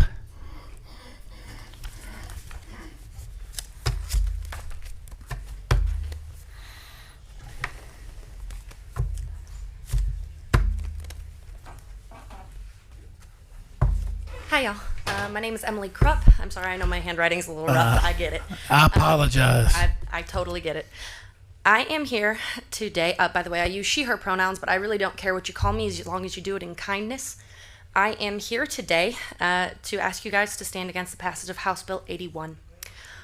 I am a former teacher here in the state of Louisiana in our public school system. I am not anymore. Last year was my last year. I taught 8th grade social studies and English. 8th grade social studies, by the way, is Louisiana history, so I am very well versed on the history of our state and how that translates to young people. I would like to echo the point that there's not a lot of educators in this room today. That is because it is a Wednesday at 2:22 p.m. At this time, I would be loading all of your children onto a bus and making sure our resident neighborhoods are safe and good and everybody's happy and there's no cars speeding by. I was trusted to watch your children for more than 8 hours a day. I spent 180 days every single year with those children. I saw them on good days, I saw them on bad days, I saw them on every day in between. I met with their parents regularly because there is no secret I am trying to keep from the parents of the children that I am teaching. There are hard truths that I've had to share with parents. There are hard things that I will never tell a parent because it's not relevant. It is just not relevant to what is happening. I had some of the best test scores in my school. I was one of those teachers that people complained about while they had them, but like the year after, they treated me like I was Beyonce in the hallway. They were thrilled to see me. I would like to point out that there are two groups of people that are really going to be impacted by this bill. Teachers who are not here to defend themselves and their livelihoods today because they are taking care of your children. And then the transgender community that has so bravely come up here and shared their voice in an area that is kind of scary if you've never sat on this side of the things. I'm very well versed in public speaking, but if you're not, and you have to defend your right to exist in front of these people who are meant to hear you out and represent you, that can be quite scary. So thank you to the people that came today to share that testimony. Teachers do the jobs that they are trained for. It's a highly skilled profession. That's 30 seconds or that's the end. I went to school for more than 4 years. I trained in child psychology. I trained in adolescent development, all of my social skills. I am very qualified to teach your children regardless on what they want to be called. But I will end with this. To use they, them as a singular, you do it regularly. When you see somebody walking down the street and you do not know who it is, you would say, I can't see them. They are too far away. I don't know who that is. So if you needed an example, that is it. Thank you. I'm sorry, we do have one card left. Miss Breen Wells. Brian, I'm sorry. Whew. It's been a long day. Hi, everybody. Good afternoon. My name is Bren Wells. I use they, them pronouns, and I'm here on behalf of the LSU School of Social Work. So, you've all been reminded several times today about the First Amendment and what it means. I want to mention a critical piece of this bill that seems to be glossed over by the bill writer. A school employee shall not be required to refer to any person by certain pronouns if contrary to the employee's religious or moral convictions. HB81 completely disregards the First Amendment as it explicitly favors religions that align with that belief that there is a gender binary. And for a quick vocab lesson, a gender binary is the social construction that there is either female or male, and you are assigned that label by your genitalia at birth. Religions such as evangelical Christians, Baptists, and Catholics all adhere to these gender norms and statistically happen to be the dominant religion in Southern culture. Now, I'm not saying that these religious affiliations are bad or negative, but I am saying is wrong is using your privilege as a religious majority to bully and oppress minority groups. These minority groups you are targeting with these bills are children that you claim to want to protect. By implementing this bill, you will forcibly out thousands of children in the following year. Do you want to see dozens of news stories about children in grades K through 12 that ended their beautiful life at the hands of your work? You are showing these children they are not worthy of protection of their basic human rights to privacy, individuality, and safety from teachers or their parents. But you know who does deserve freedom of individuality and protection? Teachers of religious affiliations who are grown adults, according to this bill. This bill clearly shows the part that religion has taken in our legislative process, specifically in the South, and it must stop in order to preserve the diverse culture that we have curated in Louisiana, as well as protect all humans, including our precious queer youth, who are beautiful, unique, and extraordinary in every single way. Thank you for your time. Thank you. Representative Freiberg, was your question wasn't for the witness, was it for, okay. Representative Crews? I have a question for the witness. Oh, okay. Let me come back. Let's see. Go ahead, Rep. Owen. Thank you, Mr. Chairman. Forgive me, ma'am, for I don't know if I didn't hear clearly. Did you say you're here on behalf of the LSU School of Social Work, or you're an employee who you're here on your own behalf? I'm a student with the School of Social Work, yes. So you're not representing them, you're just a student. No, I'm not representing Okay, thank you. Yes. Perfect. Oh, my apologies. I'm Got so it. sorry. That's all right. Just making sure. Thank you. That's I'm glad you cleared that record. Okay, thank you, ma'am. All right, Mr. Crews. Representative Freiberg, you have a question for Representative Crews. And we're in session upstairs, so thank you. Dan. Thank you, Mr. Chair. I'm simply going to make this comment, and I've made it to Rep. Crews. I appreciate all the testimony, pro and con today.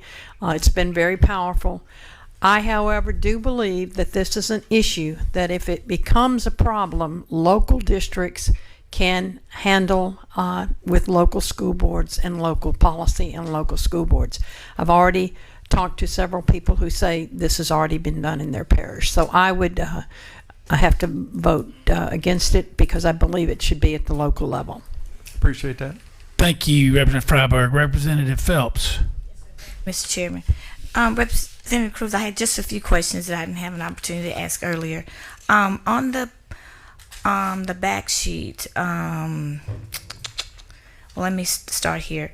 The proposed law provides the second, number 2, may seek relief.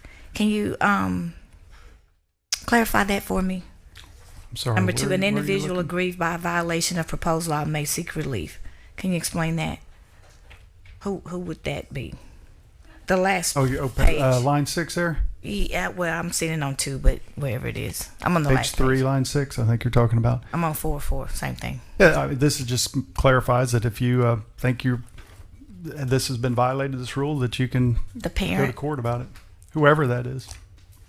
Oh no, a child can't go to court, but yeah, so I say employee, parent, a parent, sure. employee or the parent. So how would that affect the employee?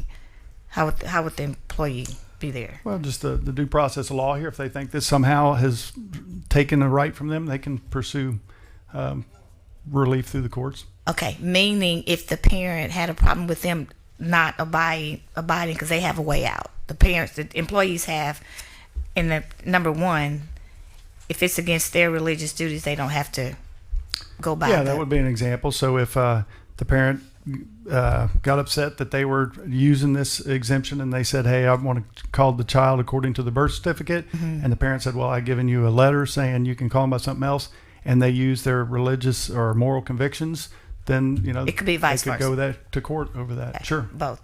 Okay. And second, so what my thought was during this whole process that parents register their students for school. So the home office has all of their information, and parents normally on the application, if it hasn't been so long for me, will give the name Samantha, call her Sam or whatever. So am I right that there's an exception for that type of situation with the first name opposed to pronouns? Yeah, you can put in there, if it's a derivative, like the amendment states, you can use a derivative, be called by a derivative. But you can also, at any time, like I said, many schools have a process where you just sign up, what would you like your child to be called? That would be a time right, that's on the sheet that's anyway. Written permission. Sure. Okay, so that's why I was wondering why the next sheet for the pronoun. So for first, I want to know if that sheet is already there and we want to go by the first name, then is that exempt from this bill? Sam and Samantha. Back to the name that's on the birth certificate. Is that what you're saying? Is it a difference for a name and a difference for a pronoun? This bill. No, is it both, or is it just one for the pronoun? If you say, "Hey, I want them to be called Billy and he, she, or whatever," then you put it on that sheet of paper. That not the application that they fill out at the beginning. It still will be an additional This doesn't sheet. spell out exactly what the form has to be, other than it just has to be written permission. So if the school that's what I was trying to. When we talk about paperwork, I was just trying to. Okay. Thank you, Representative Phelps. Representative Amity. Thank you, Mr. Chair. Representative Crews, does your bill limit or place any burden or requirement on students? No, not at all. And does your bill deny parental rights? No, it actually is upholding them. Thank you. Mr. Chair, at the appropriate time, I'd like to make a motion to pass this bill favorably. Okay, that is duly noted. Vice Chairman Jefferson for a question. Come on, finger. Thank you. Go ahead. Thank you, Mr. Chairman. Real quickly, Representative Crews, in line with what was just asked, parent comes in and say, this is what I want as relates to my child. Write out the form or what have you. School system comes, teacher says, I have some problems with that. How does that balance? I asked earlier, if the parent wants it, but then an employee says, no, I have some problems with it. How do you balance that? Well, it's a balance of rights, right? So we each have a First Amendment right, and we Right. can't be told to violate our beliefs and things just because someone wants us to. But you to said act it's it's about differently. parental rights. Right, for them to govern the education of their students and have some input into it. The bill is intended to prevent keeping secrets from the parents. That's the whole thing. We want the parents to be involved. You know, these years are very important to kids, particularly teenage years can be very challenging. You're going through a lot of physical changes, mental changes, you know, all kinds of things in your lives, and the parents should be involved in that. And that's what this bill seeks to do. Particularly, you want to change your identity. I would think the parents definitely need to be somewhat involved in that. But if they're involved and the parent is on board, isn't that an extra burden on the student? This is what they want, this is what the parent wants, and yet the school system is saying, not the school system, the employee is saying, but I have a problem with it. Well, it just preserves their First Amendment rights. Yeah, it does that. So it's just a wash. Well, you know, we want to be respectful to everybody, but denying what we believe is truth to accommodate someone, I don't see how that advances society. But again, we'll talk about that if whatever happens with this or what have you. Next issue, real quickly, Section 3996. Maybe should have let Representative Brass ask that question. Section B. Yes. Okay, can you elaborate on that? This basically says that charter schools also have to comply with this law. Okay. So if you read that, there are some certain things charter schools don't have to do, Right. and this one says, hey, you need to follow the law on this. Okay. And last question is, as I've asked a couple of times, how does this improve learning outcomes? Well, it keeps the conversation focused on reading, writing, arithmetic, history, things like that, instead of letting social media, peer pressure, and all that divert the conversation to things that really are importantly more discussed with parents. And how does social media come into play? I didn't get. I don't know many kids that don't have a social media device and input, so a child looks at Instagram, looks at TikTok, whatever, outside, they start thinking, well, maybe that's the way I need to be or need to think or whatever, and this is just make sure the parent's involved in that loop. Well, I said last one real quickly. Are you familiar with the federal mandate a couple of years ago, No Child Left Behind? I've heard of it, yes. Okay. A few children or no child. Today we've heard testimony from a lot of individuals, a select segment in our state, indicating that we need to be heard. How does that balance with what you're trying to propose today? You can answer the question, please. I'm not sure. Can you say it one more time? I asked you if you were familiar with No Child Left Behind. Correct. In this piece of legislation, you're basically saying we're dealing with parental rights per se, but we've heard testimony today that a lot of individuals feel isolated. They feel that they have been cut off from this. How do you balance those two?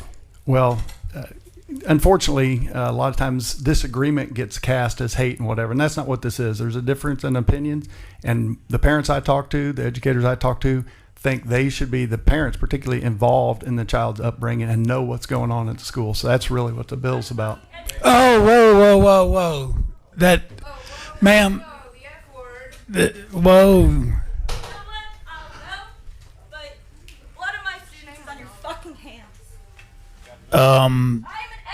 Okay. All right.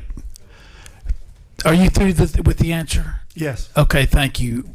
Representative Phelps has a very quick question. We've got to get to the floor. Right. Well, I should have got him out before. Well, let me real quick. When the teacher mentioned that even if a student asked, let me go back. Was this an issue in your district that you brought this bill? I didn't hear the beginning. I'm trying to protect the teachers against lawsuits, and I'm trying to protect the parents. Okay, so it wasn't an issue anywhere. You're doing protective mode off. I can the top. talk with you offline on some. Okay, so when the teacher mentioned that even one of her students may have brought that to her, and they just ignored it and continued to educate the student. They didn't say pronoun or whatever they may have asked for. I don't know what the age limit or the grade was. So what happens in that case? I was wondering if that has been happening, how is that keeping a secret?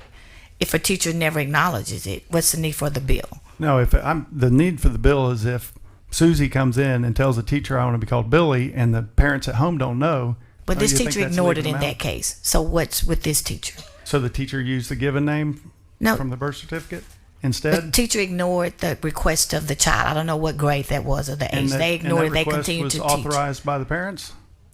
There was no authorization. Okay. I never knew that a child would make that request. So I'm using the example of the teacher gave testimony today. She ignored that from a student. I don't know the grade. So maybe Johnny came in and said, call me John. I don't know. Okay. But she...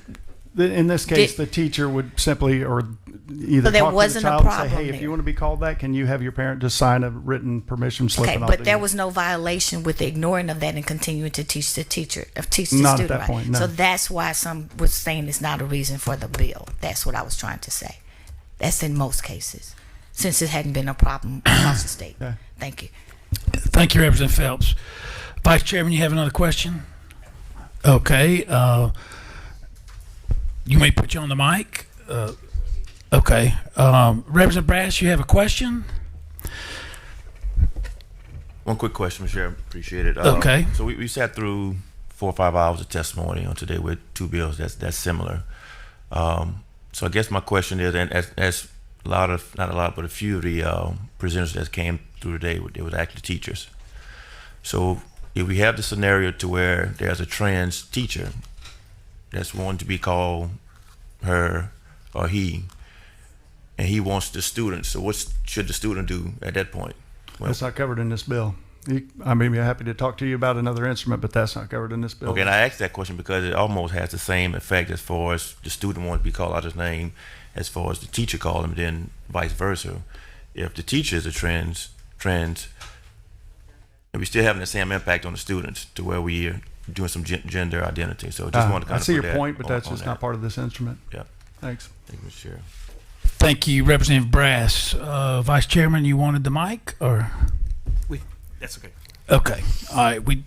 The board is clear. We do have a motion by Representative Amity to move HB 81 as amended favorably to the floor. Is there an objection? There is an objection by Vice Chairman Jefferson, so we will call the roll. Madam Secretary, call the roll. Chairman Harris? Yes. Yes. Vice Chairman Jefferson? No. Representative Amade? Yes. Representative Brass? No. Representative Emerson? Yes. Representative Freeman? No. Representative Freiberg? No. Representative Guyman? Yes. Representative Owen? Yes. Representative Phelps? No. Representative St. Blanc? Yes. Representative Tarver? Yes.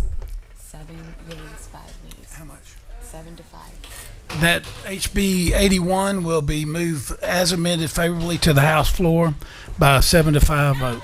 Is it? Appreciate your time, committee. Is there a motion to adjourn? Thank you.